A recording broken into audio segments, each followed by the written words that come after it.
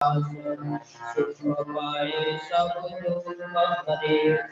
ऐसा नाम अपार कोई भेद न जाने, जो जाने सो पार बहुर नहीं। राधा स्वामी गाय करो जन्म मरण कर ले, यही नाम निज नाम भला बने धर ले। बैठक स्वामी आहुति राधा निरखनिहारा, और न कोई लग सके जो भाग महारा। सरोज मधाया राधा स्वामी नाम, बिना में गिर नहीं पावे जहाँ हुए विश्राम। और वंद गिरत स्वामी आगे, जिन पर ताप निभ बहु जागे। बारंबार करू प्रणाम, सतगुरु पदमा हम सतनाम। आदि अनादि जुगति अनाम, संत स्वरूप छोड़ निज धाम। आए भवन नाम लगाए, हमसे जीवन लिया बढ़ाए। सावध दुहाया सुरत बताए, परम परम से लिया जाए। कोटि कोटि करो वंदना, परम परम दंडना। राधा स्वामी भोला भक्ति का सोता, भक्ति सुनाई सबसे जारी।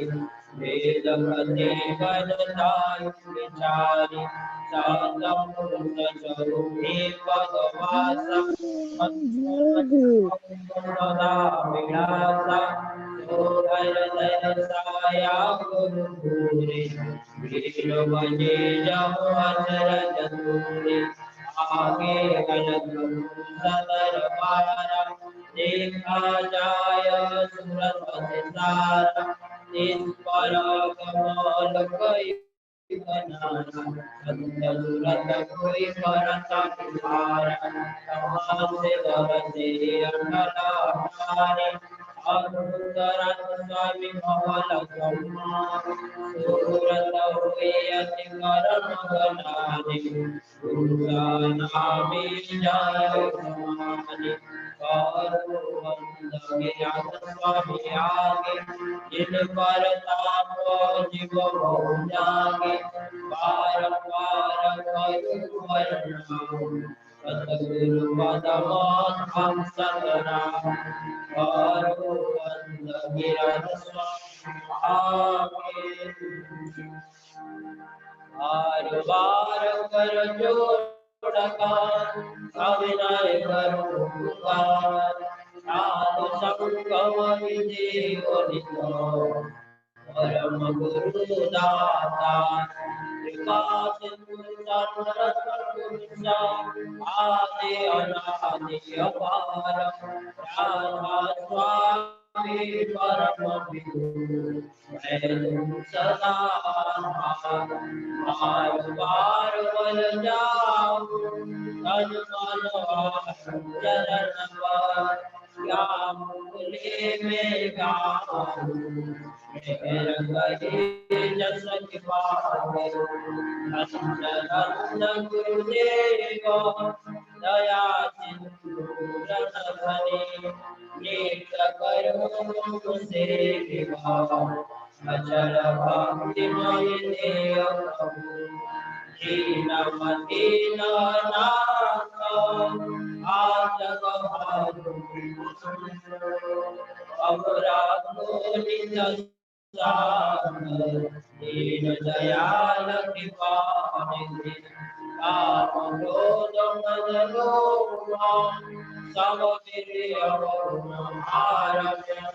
प्रभु राखो मेरे लाल, तुमगारे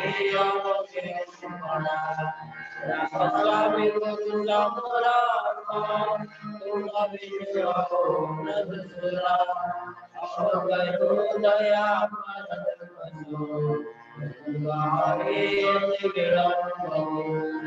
दया करो मेरे स्वामी देव प्रेम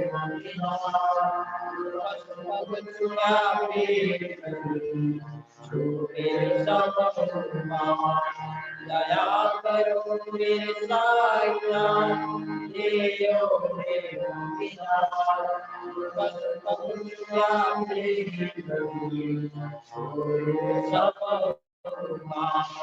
बार बार कर जोड़ सविनय करूँगा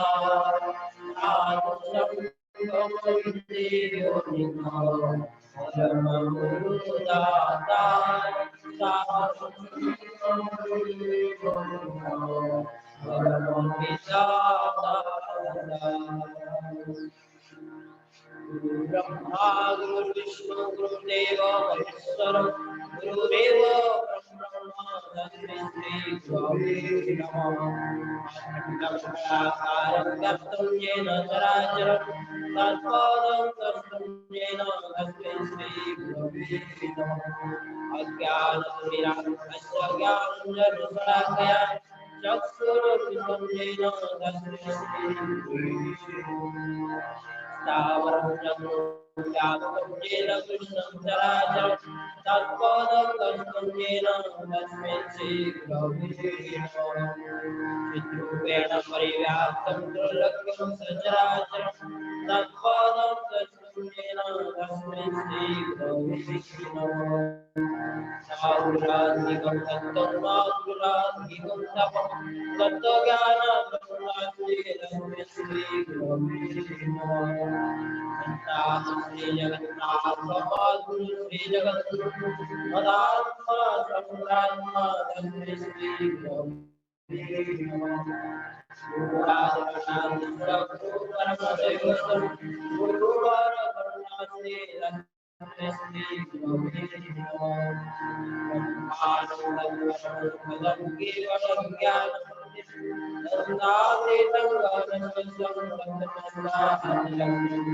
एकं चित्तं विमलमतलं सर्वोदेशाभिभूतम् अवातीतं विगुणरहितं सद्गुरुं नमामि सद्गुरुं नमामि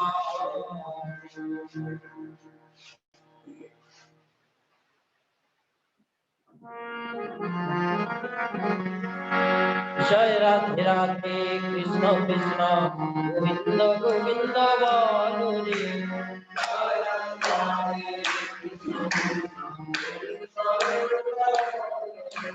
जय राधे राधे कृष्ण कृष्ण गोविंद गोविंद बोलो रे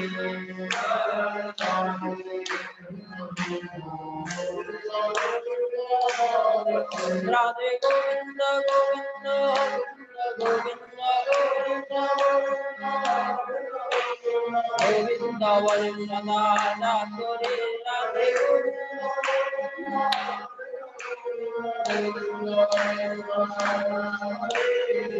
Radhe Radhe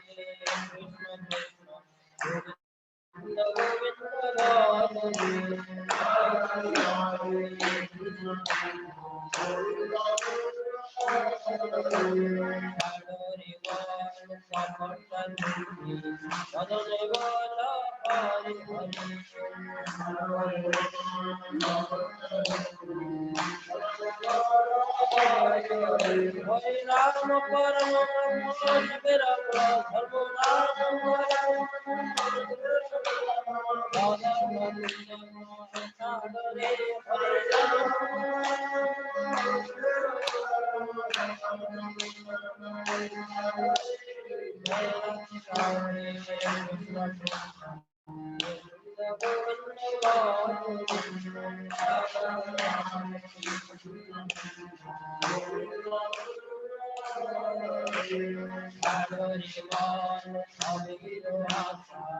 Ajapana me karo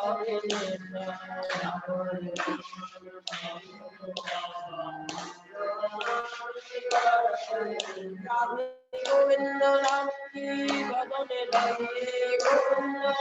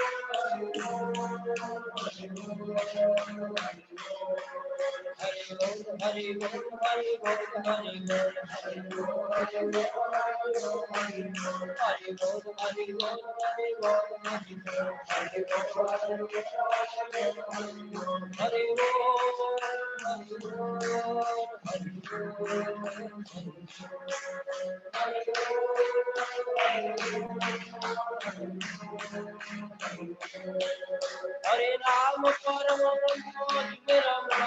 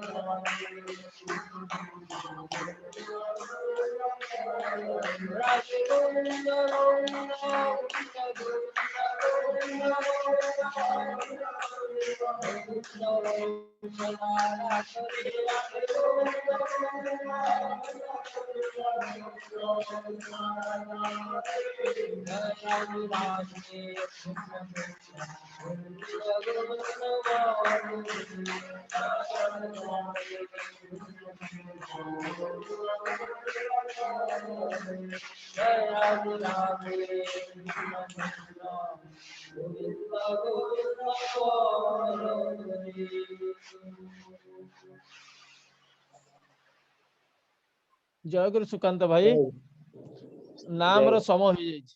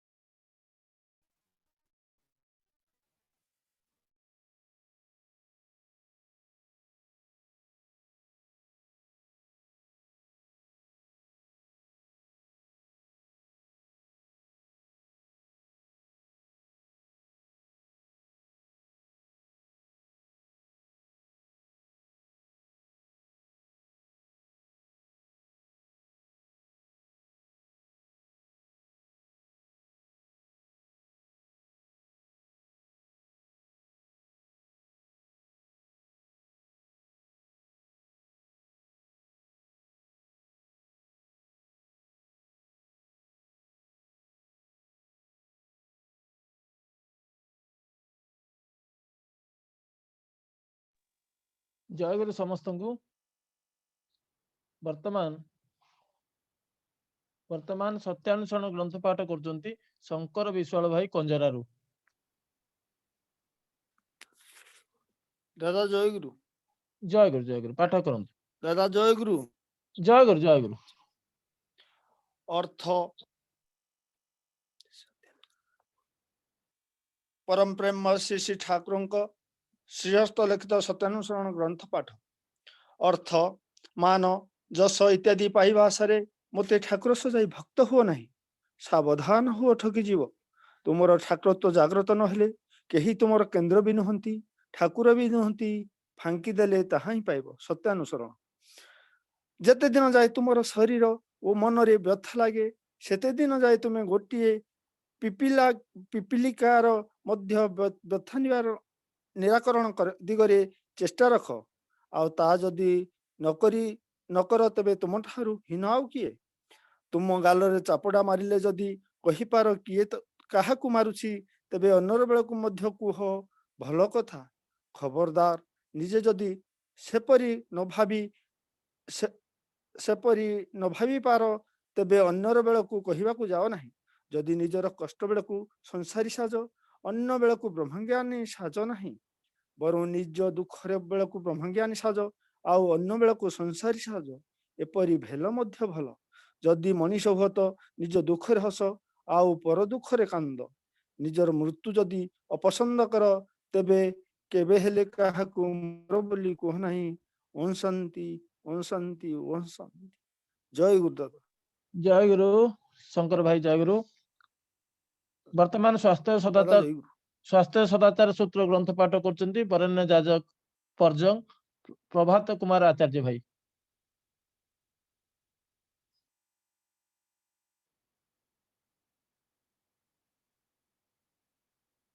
प्रभात आचार्य भाई परजंग जॉइन करचंती।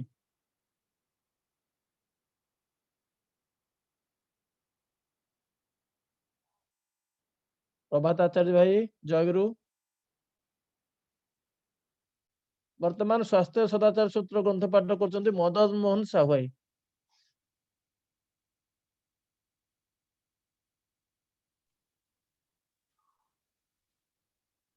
परम प्रेममय श्री श्री ठाकुर अनुकूल चंद्रंकर श्रीमुख निःसृत स्वास्थ्य सदाचार सूत्र ग्रंथर ओडिया अनुवाद पाठ कर।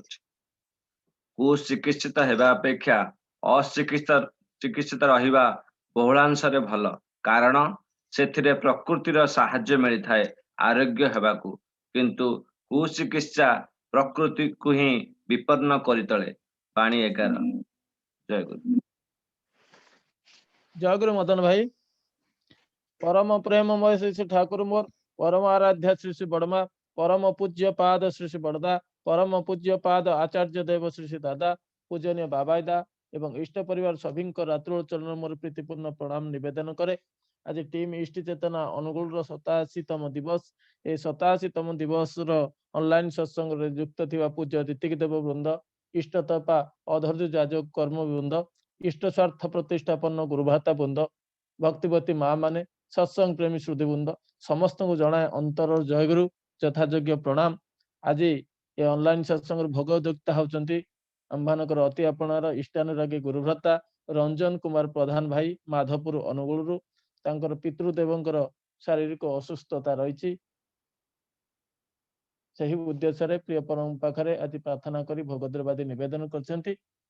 तांको बापांकर सुस्थता पाई प्रिय परम पाखरे मु एवं आम प्रति प्रत्येक प्रार्थना करू से शीघ्र सुस्थता हो उठंतु एवं श्री श्री ठाकुर जो विधान रही स्वास्थ्य सदाचार को पालन ब्रती रुहंतु एवं नाममय हो रुहंतु एतिकी निवेदन कर रखे।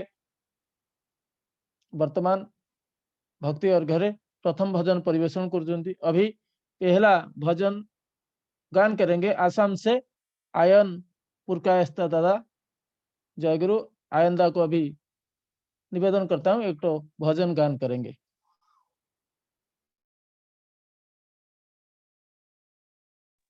जय गुरु दादा। दादा मेरा आवाज सुनाई दे रहा है? Hello hello. आयंदा आपका आवाज आ रहा है, जी गाइए। दादा, मैं एक्चुअली अपने लैपटॉप से कनेक्ट कर रहा था, जी तो क्या मुझे आप थोड़ा सा समय दे सकते हैं? मेरा लैपटॉप मतलब मैं चार्ज ऑन करके, बिल्कुल चार्ज नहीं था, मैं उससे कनेक्ट कर रहा था दादा। अच्छा ठीक है, कीजिए कीजिए जी थोड़ा। दादा। जी।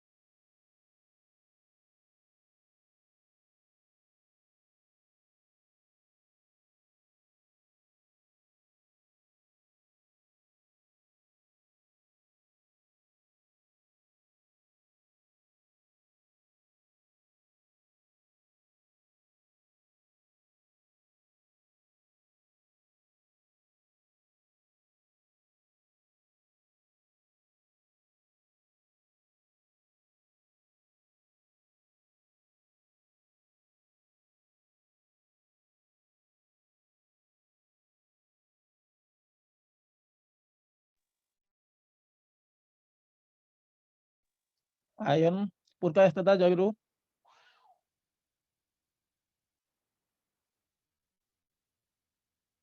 Ayanda Assam Jagru.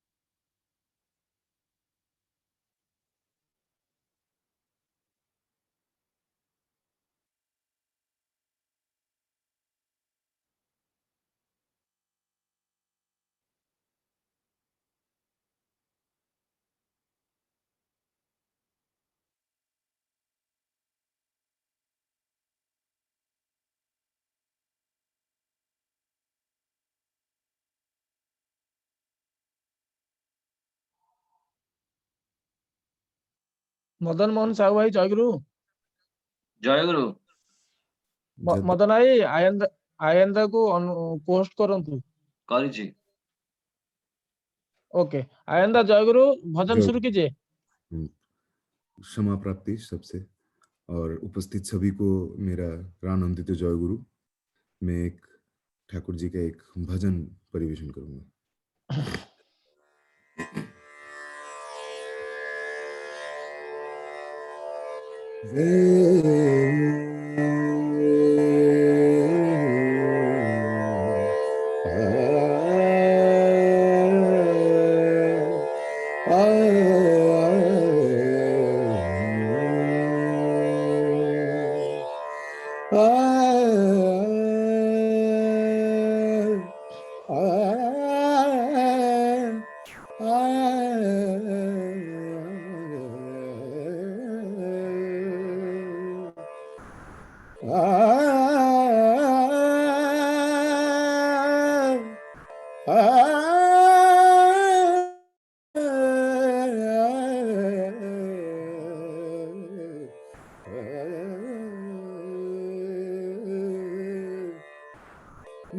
पूजनीय मेरे करुणा की बारिश सबसे न्यारा है, आपसे सीखा जीवन चलना सबसे प्यारा है। प्यारा लागे रे, मोहे प्यारा लागे रे, कैसा रंग डाला ला रे, कैसा रंग डाला ला रे, पूजनीय मेरे करुणा की बारिश सबसे न्यारा है, आपसे सीखा जीवन चलना सबसे प्यारा है, मोह प्यारा लागे रे, मोह प्यारा लागे रे, कैसा रंग डाला ला रे, कैसा रंग डाला ला रे, जानू ना मैं साधन करना, जानू ना जीवन का ठिकाना, जानू ना मैं साधन करना, जानू ना जीवन का ठिकाना, आपने मुझको राह दिखाई, आपने मुझको राह दिखाई, मोह प्यारा लागे रे, मोह प्यारा लागे रे, कैसा रंग डाला ला रे, कैसा रंग डाला ला रे, ओ तेरी दया से मिला ये जीवन, सब कुछ मेरा तुझ पे ही अर्पण, तेरी दया से मिला ये जीवन, सब कुछ मेरा तुझ पे ही अर्पण, आपने मुझको प्रेम से बांधा, आपने मुझको प्रेम से बांधा, क्या से क्या बन पाया रे, नया जीवन पाया रे, परमानंद आया रे, मोहे प्यारा लागे रे, पूजनीय मेरे करुणा की बारिश सबसे न्यारा है, आपसे सीखा जीवन चलना सबसे न्यारा है, मोहे प्यारा लागे रे, मोहे प्यारा लागे रे, कैसा रंग डाला ला रे, कैसा रंग डाला ला रे, कैसा रंग डाला ला रे, कैसा रंग डाला ला रे। जय गुरु। जय गुरु। आइंदा सवेरे सवेरे ऑनलाइन सत्संग में बहुत बेहतरीन आप एक गाना गाए, वही प्रेम का बारे में आप गाना में था, परमपिता प्रेम के बारे में, प्रेम और नाम दोनों के बारे में, सारा जगत को एक में रखने के लिए चाहते हैं, उनका प्रेम हम लोग के लिए सब है, वो हमारे लिए सब है। बहुत बेहतरीन गाना आप गाए, आपका सार्विक मंगल के लिए परमपिता के पास मैं विनती ज्ञापन करता हूँ। जय गुरुदादा। वर्तमान कोरस परिवेशन करचंती बालेश्वर श्री रमेश कुमार नंद भाई। जय गुरु। जय गुरु। जय गुरु।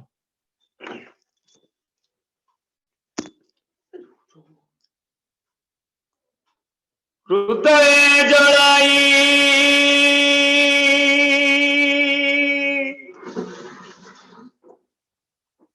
प्रीतिर आलोक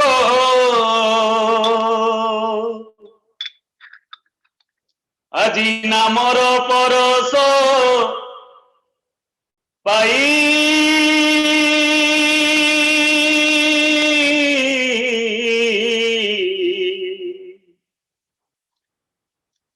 तुमको जीवने नहीं प्रभु हे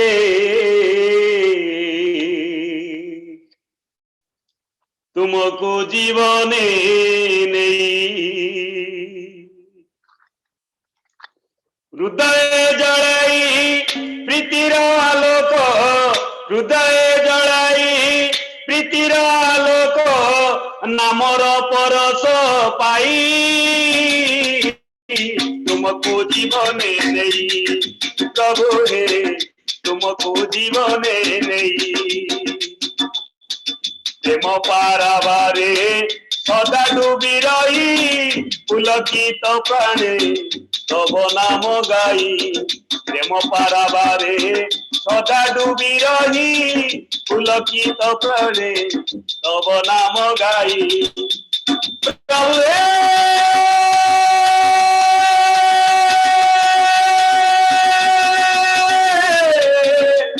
ପ୍ରଭୁ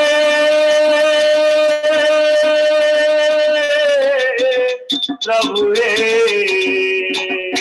प्रेम पाराबारे सदा डूबी रही पुलकित प्राणे तब नाम गाई दर्शने तुम ए नयन मम दर्शने तुम ए नयन मम अमीय परस पाई तुमको जीवने नहीं प्रभु हे तुमको जीवने नहीं जीवन प्रभु तुम्हारी सजना हे परम पिता हे नमो प्रार्थना जीवन प्रभु तुम्हारी सजना हे परम पिता हे नमो प्रार्थना तुम नाम प्रेमे होई विभोर प्रभु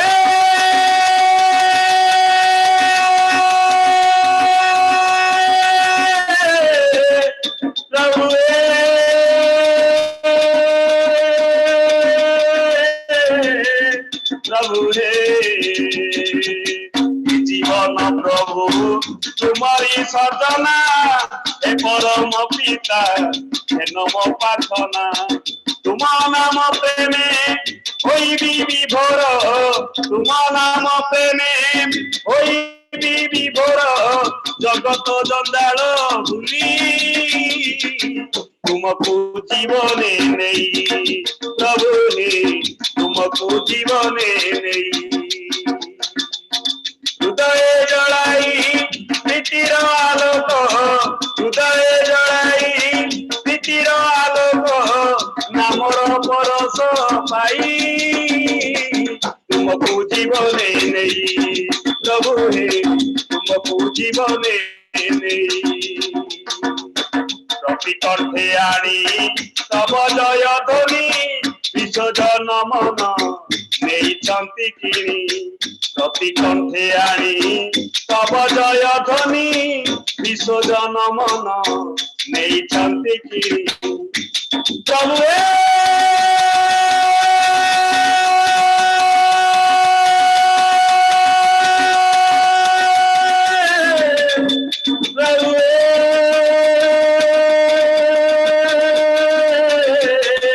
प्रभु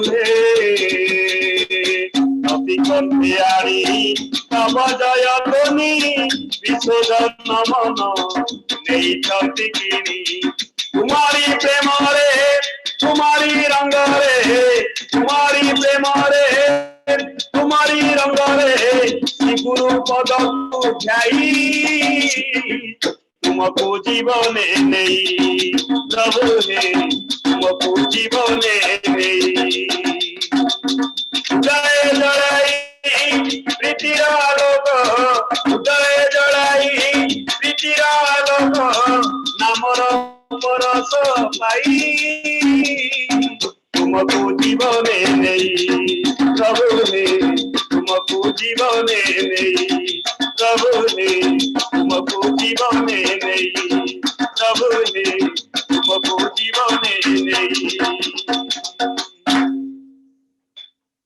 जय गुरु आज्ञा जय गुरु रमेश भाई अति सुंदर कोरस सुंदर भाव परिवेशन करछन्ती आपण तथा आपणक साथी मानक सहयोग रे इति अवसर रे आपण तथा आपण साथी मान समस्तकर विवेक मंगल पई परम पिता बकर प्रणति जणाए वर्तमान प्रारंभिक आलोचना क्रम रे संक्षेप जाजन तोली रखुचंदी चांदपुर रु सत्संग बरेण्य अधर्जु कर्मी श्रीजुक्त शरत चंद्र बेहरा भाई की निवेदन करे संक्षेप श्री ठाकुर भावादर्श आम मान पाखे तोली रखिए।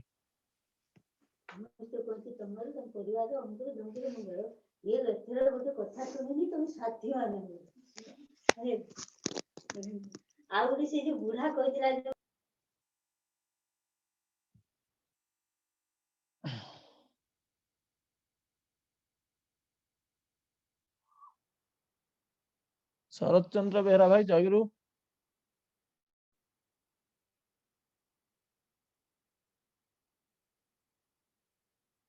शरत भाई शुणी पार्चंती? शरत भाई चांदपुर जयगुरु।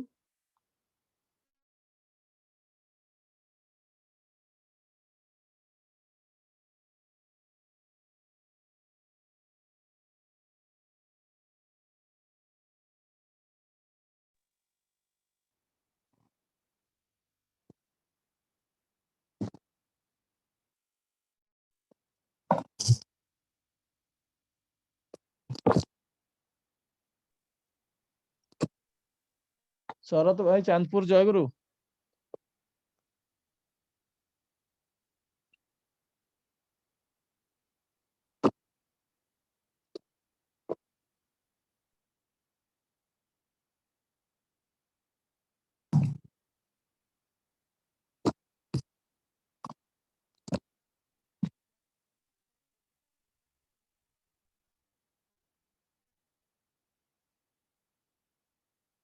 शरत भाई चांदपुर जयगुरु।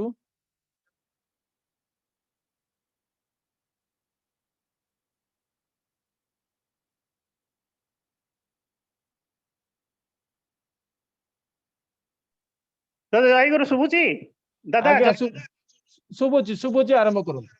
अच्छा अच्छा वंदे लोकतिलकम सत्तुतवार्ता विभूषणम अमर कृतुश्चरणम प्रवृतम लोक जीवनम प्रणय प्रमथ जागदीपनम वंदे जीवन जीवनम सत्पुरुषम वंदे जीवन जीवनम सत्पुरुषम वंदे जीवन जीवनम सत्पुरुषम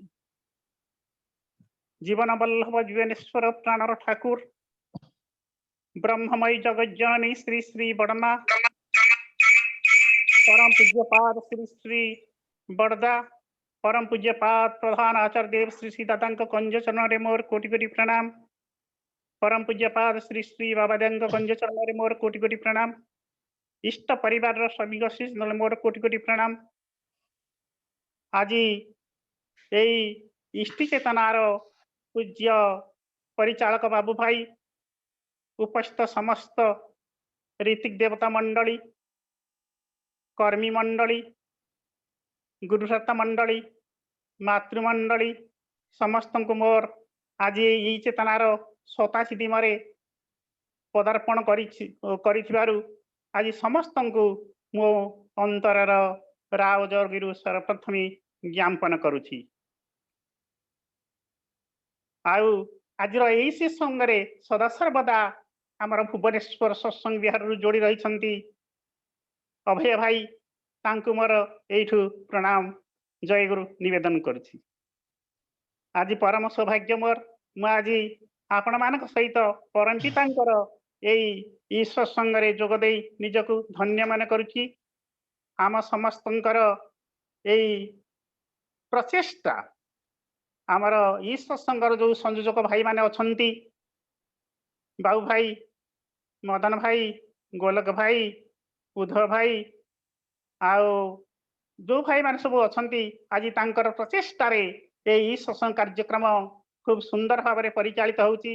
आज से माने यही सत्संगर यही दीक्षा कार्यक्रम को सुंदर भाव में आज 1170 पर्यंत पहुंचाई दे परछंती। परम पिता दया मु परम पिता को प्रार्थना करुची तांकर यही कार्यक्रम नियत भाव में लगी रहू एवं से माने उत्तरोत्तर यही दीक्षा कार्यक्रम वर्धित करी तांको जीवन को परम पिता अतुलचरण रे सार्थ करंतु।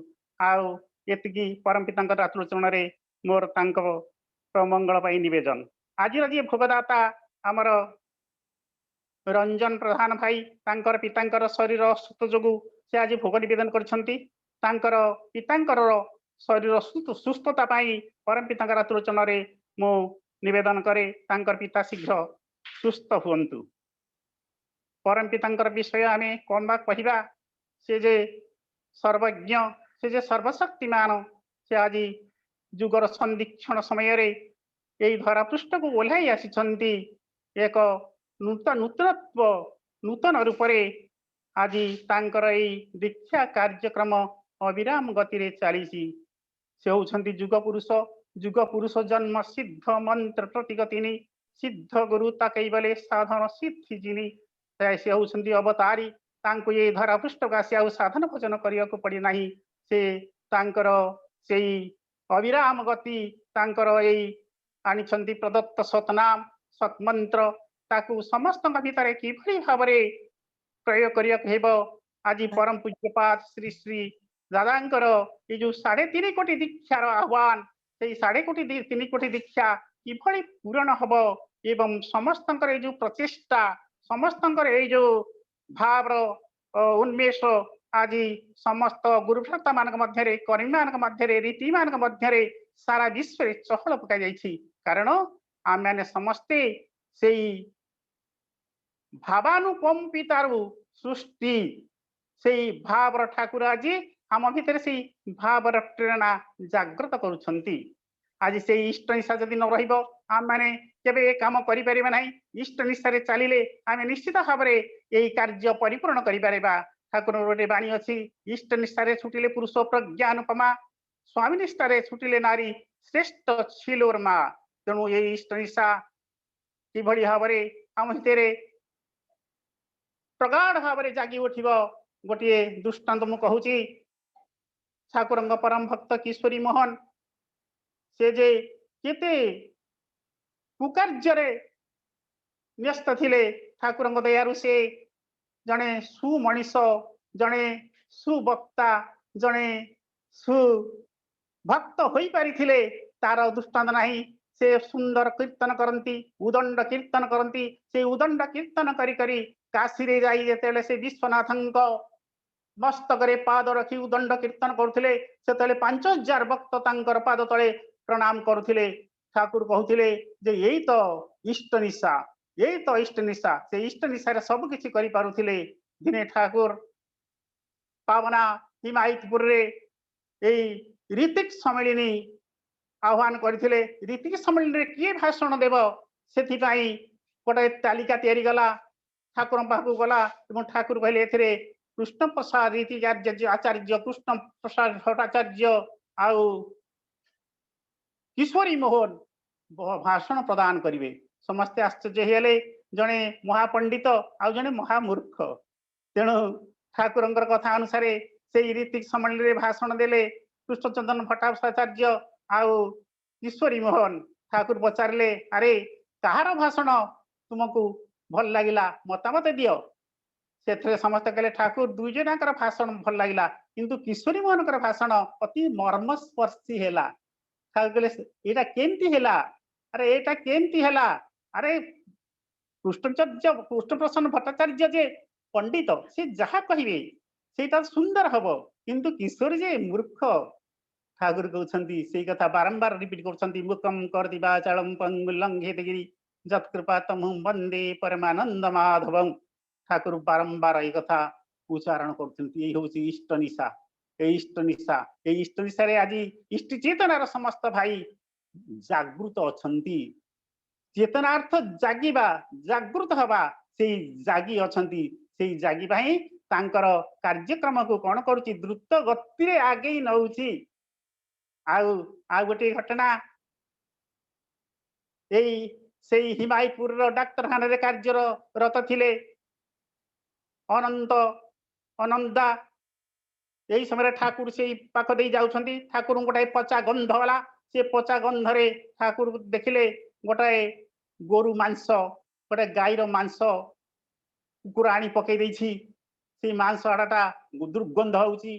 ठाकुर डाकिले अंतारे अंता यही मांसटा को तू नहीं बाहर फिंगी देया आईटा दुर्गंध भारी दुर्गंध होउची। अनंत मोहन कौन सी प्रश्न न करी सांगे से बाहरी पड़े से मांसटा को फिंगिदा को ठाकुर पछरु डाकी कहउछंती अंतरे से मांस कुकुर जेमती दांतेरे कामुड़ी आनीथिला तू ताको सेमती दांतेरे कामुड़ी नहीं फिंगी दैया अंत मार सेया कले दांतरे कामुड़ी नहीं सेई मांसर हाड़टा को फिंगी देले फिंगी दे आसिले तांको देह जाक सेई पचा मांसर सेई रक्त आउ सेई पानी एगुड़ा सब लगी थाए से आसी तांकर सेई पुणी तांकर सेई डाक्तरखाना रे जो काम रे नियोजित हो से काम करि चलिले ये होची इष्ट निशा तेणु इष्ट निशा देखि गले मनीष प्रकृत रे ठाकुर को अनुभव करि पारे से भूली जाए तार भोक शोष से भूली जाए तार जीवन समस्त सांसारिक जंजाल से इष्ट निशा रखिले निश्चित भाव से लक्ष्य स्थल रे पहुंची पार यही जो जिनिस गुड़िक अच्छी थे आमर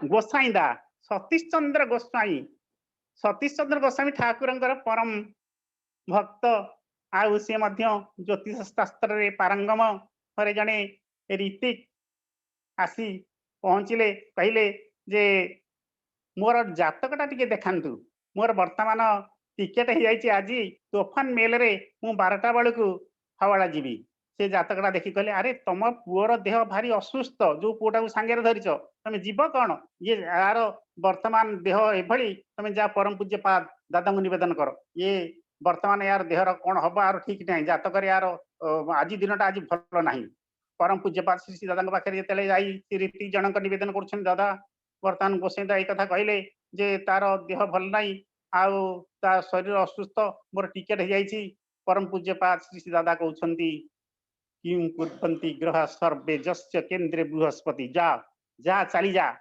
तोफान मेल रे जाए जी प्रकृत रे तांको धरी चली यही ग्रह खंडन तार कटि जाए ठाकुर घरे कटि जाए आ गोटे घटना ये आश्रम घटना जड़े माटीए आश्रम थांती तांकर गोटे दुष्ट पुओ थाए से प्रतिदिन कौन करे ना स्कूल को जीवा बाटरे जेते गोखर साप थांती तांको धरिबो एवं बुलेई बुलेई कचाड़ी कचाड़ी फिंगिबो ता माँ एक कथा जानिले एवं ठाकुर पाखे आसी निवेदन कले ठाकुर मो पुओ यही भलिया काम करुची से स्कूल आसला बेलू जो साप देखुची सापर लांगुड़ को धरी हाँ बुलेई बुलेई पिटुची ना तू जा मुझे डाकिबी तो पुओ को धरी मो पाखु आसबू से दिन ये मॉर्निंग स्कूल होता है दिन 11 साढ़े 11टा 12टा हम तार पुओ स्कूल फेरला बेले तार सांगसाथी माने सांगे फेरुची गोटाए गोखर नाग साप पशि जाऊँगी गात भितर सी धरवा दौड़ा किंतु धरी पारा ना से जगार गोटे चिन्ह दे घर को फेरी आसला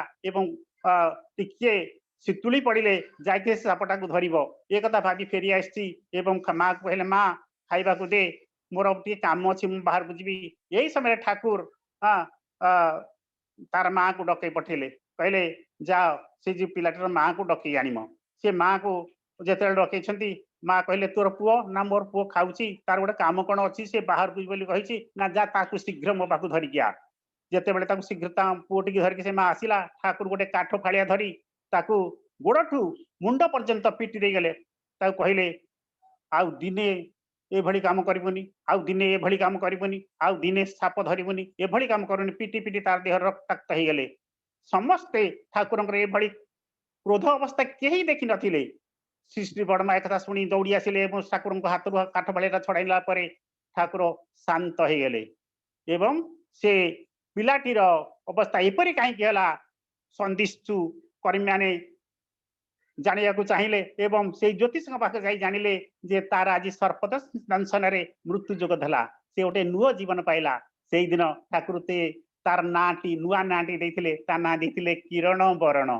यही हूँ कि कुर्वन्ति ग्रह सर्वा जस्य केन्द्रे बृहस्पति आमर केन्द्र जदि बृहस्पति थाए तेबेले बृहस्पति किए ठाकुर बृहत्पति बृहत्पति माने आमे जहाँ को जीवन में ग्रहण कले गुरु इष्ट सद्गुरु सी होती बृहत्पति तांकु धरी चलिले आम जीवन सार्थक हुए सी होती जीवन कांडारी तेणु यही सब विषय नहीं आम इष्ट हिसाब से चलवा आमर ये दीक्षा कार्यक्रम निश्चित भाव में आगे जीव दीक्षा अर्थ नियम ग्रहण करिबा दीक्षा अर्थ नुह जे जंगल को जाई माला तिलक पिंधि तपस्या करिबा ठाकुर कहले मु गृही सन्यासी चाहे मु जंगल सन्यासी चाहना तेणु आम वर्तमान ये दीक्षा कार्यक्रम लोक मान जाजन करवा ठाकुर देइछन्ति आमर योजन जाजन इष्टभूति करिले काटे महाभीति ये जो पंच नियम ठाकुर देइछन्ति योजन जाजन इष्टभूति स्वस्थ सदाचार ये गुड़ी को मानि चलिले आम निश्चित भाव में आम जीवन भितर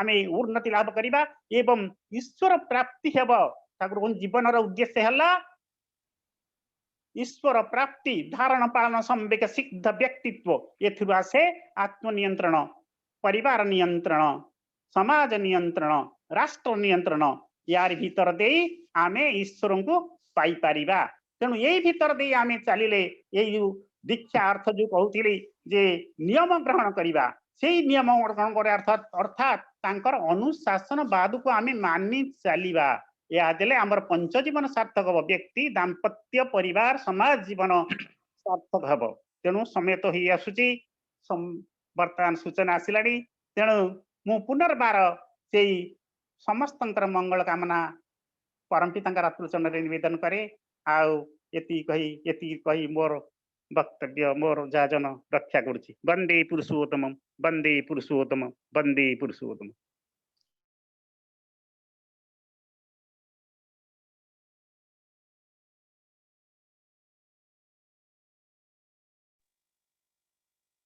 शरत भाई जयगुरु सुंदर भाव में प्रिय परम दिव्य लीलार कथा एवं परम पूज्यपाद आचार्य देव जो इच्छा जो आह्वान 3.5 कोटी लोक संग्रह कथा तोली रखुले सत्संग जाजन कार्यक्रम किंबा दीक्षा कार्यक्रम किंबा इष्टकर्म जहाँ भी टीम वर्क रो बहुत प्रभाव रही ता सत्वे प्रधान आचार्य देव श्री श्री दादा चाहिए दीक्षा मु कौन करें यही बोधटा ये भावटार प्रति प्रत्येक रहा निहाती प्रयोजन अति सुंदर भाव राजन आपण जाजन तोली रखिंट इत अवसर में आपंकर सार्विक मंगल तथा इष्टिपुत जीवन पर परम पिता प्रणति जनाए वर्तमान आम सहित युक्त अच्छा सुदूर इंदोर श्रीजुक्त नरेंद्र परिड़ा दादा सह प्रतिनिधि सत्संग सुंदर भाव ठाकुर भावादर्श वास्तव कथा तोली रखती गुरु परिवार बहु भाव संग करती वर्तमान पूज्य नरेंद्र दादा को निवेदन करी 7:50 पर्यंत जाजन तोली रखिए।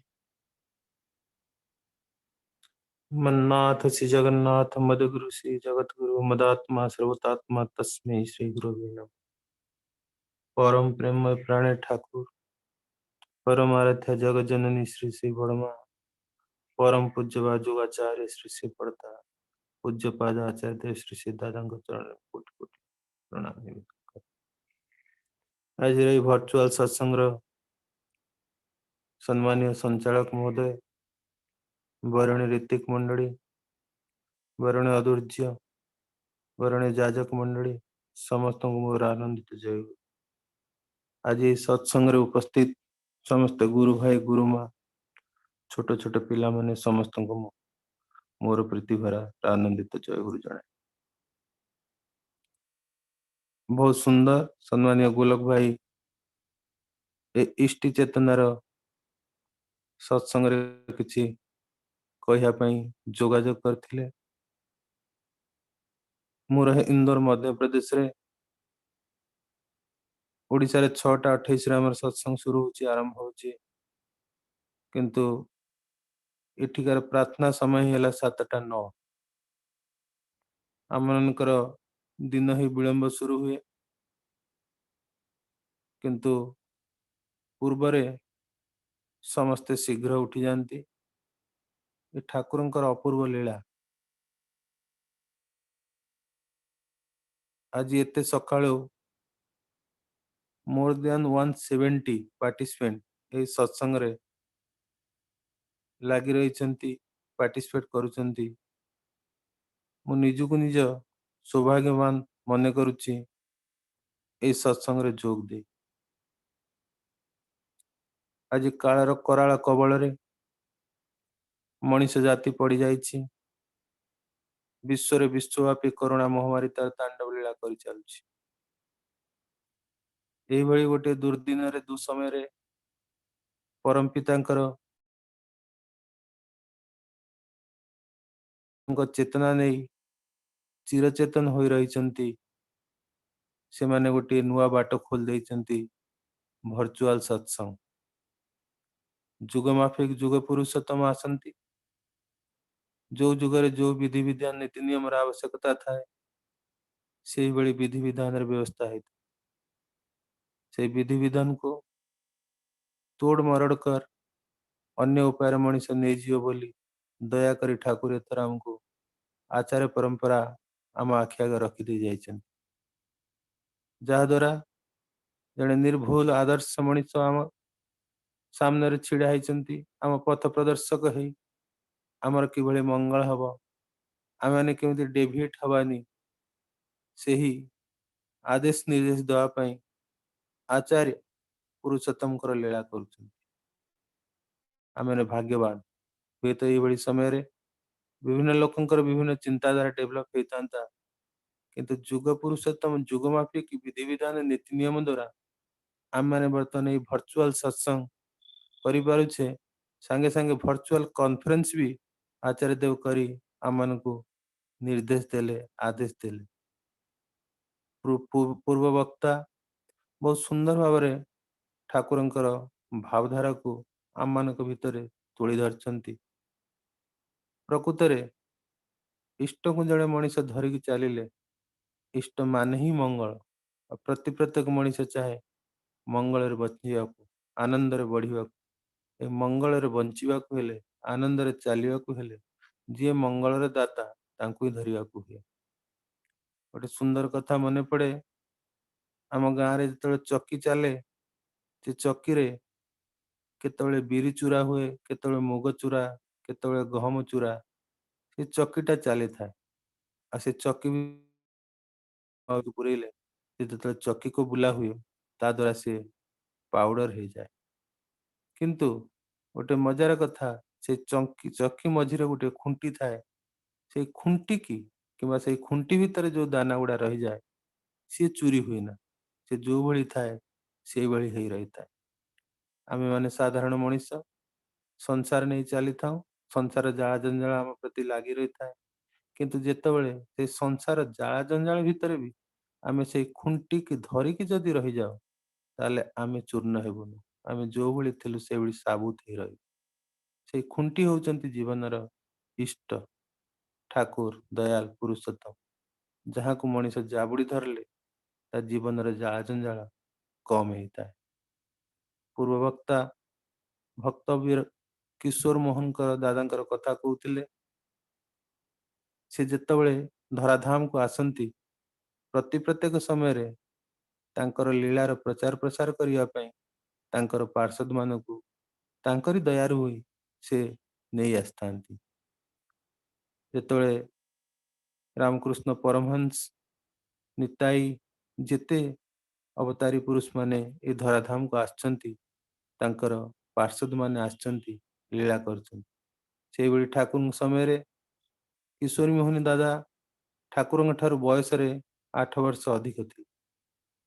ଭଲ ପରିବାର ପିଲା ଥିଲେ, ଭଲ ପାଠ ମଧ୍ୟ ପଢୁଥିଲେ, ତା ସହିତ ଡ୍ରାମା ମଧ୍ୟ କରୁଥିଲେ। କିନ୍ତୁ ତା ସଙ୍ଗେ ସଙ୍ଗେ କୁ ଅଭ୍ୟାସରେ ମଧ୍ୟ ବ୍ୟସ୍ତ ଥିଲେ। ଠାକୁର ପ୍ରାୟ ତାଙ୍କର ସଙ୍ଗ କରିବାକୁ ଯିବା ସମୟରେ ଠାକୁରଙ୍କର ମା ମନମୋହିନୀ ଦେବୀ ତାଙ୍କୁ ବାଧା ଦେଉଥିଲେ। ଖରାପ ପିଲା, ତା ସାଙ୍ଗ କଲେ ତୁ ବି ଖରାପ ହେଇଯିବୁ। ଠାକୁରଙ୍କ ଦୟାବଶତଃ କିଶୋରୀ ମୋହନଙ୍କର ମାଙ୍କର ନାଁ ମଧ୍ୟ ମନମୋହିନୀ ମା ଥିଲା।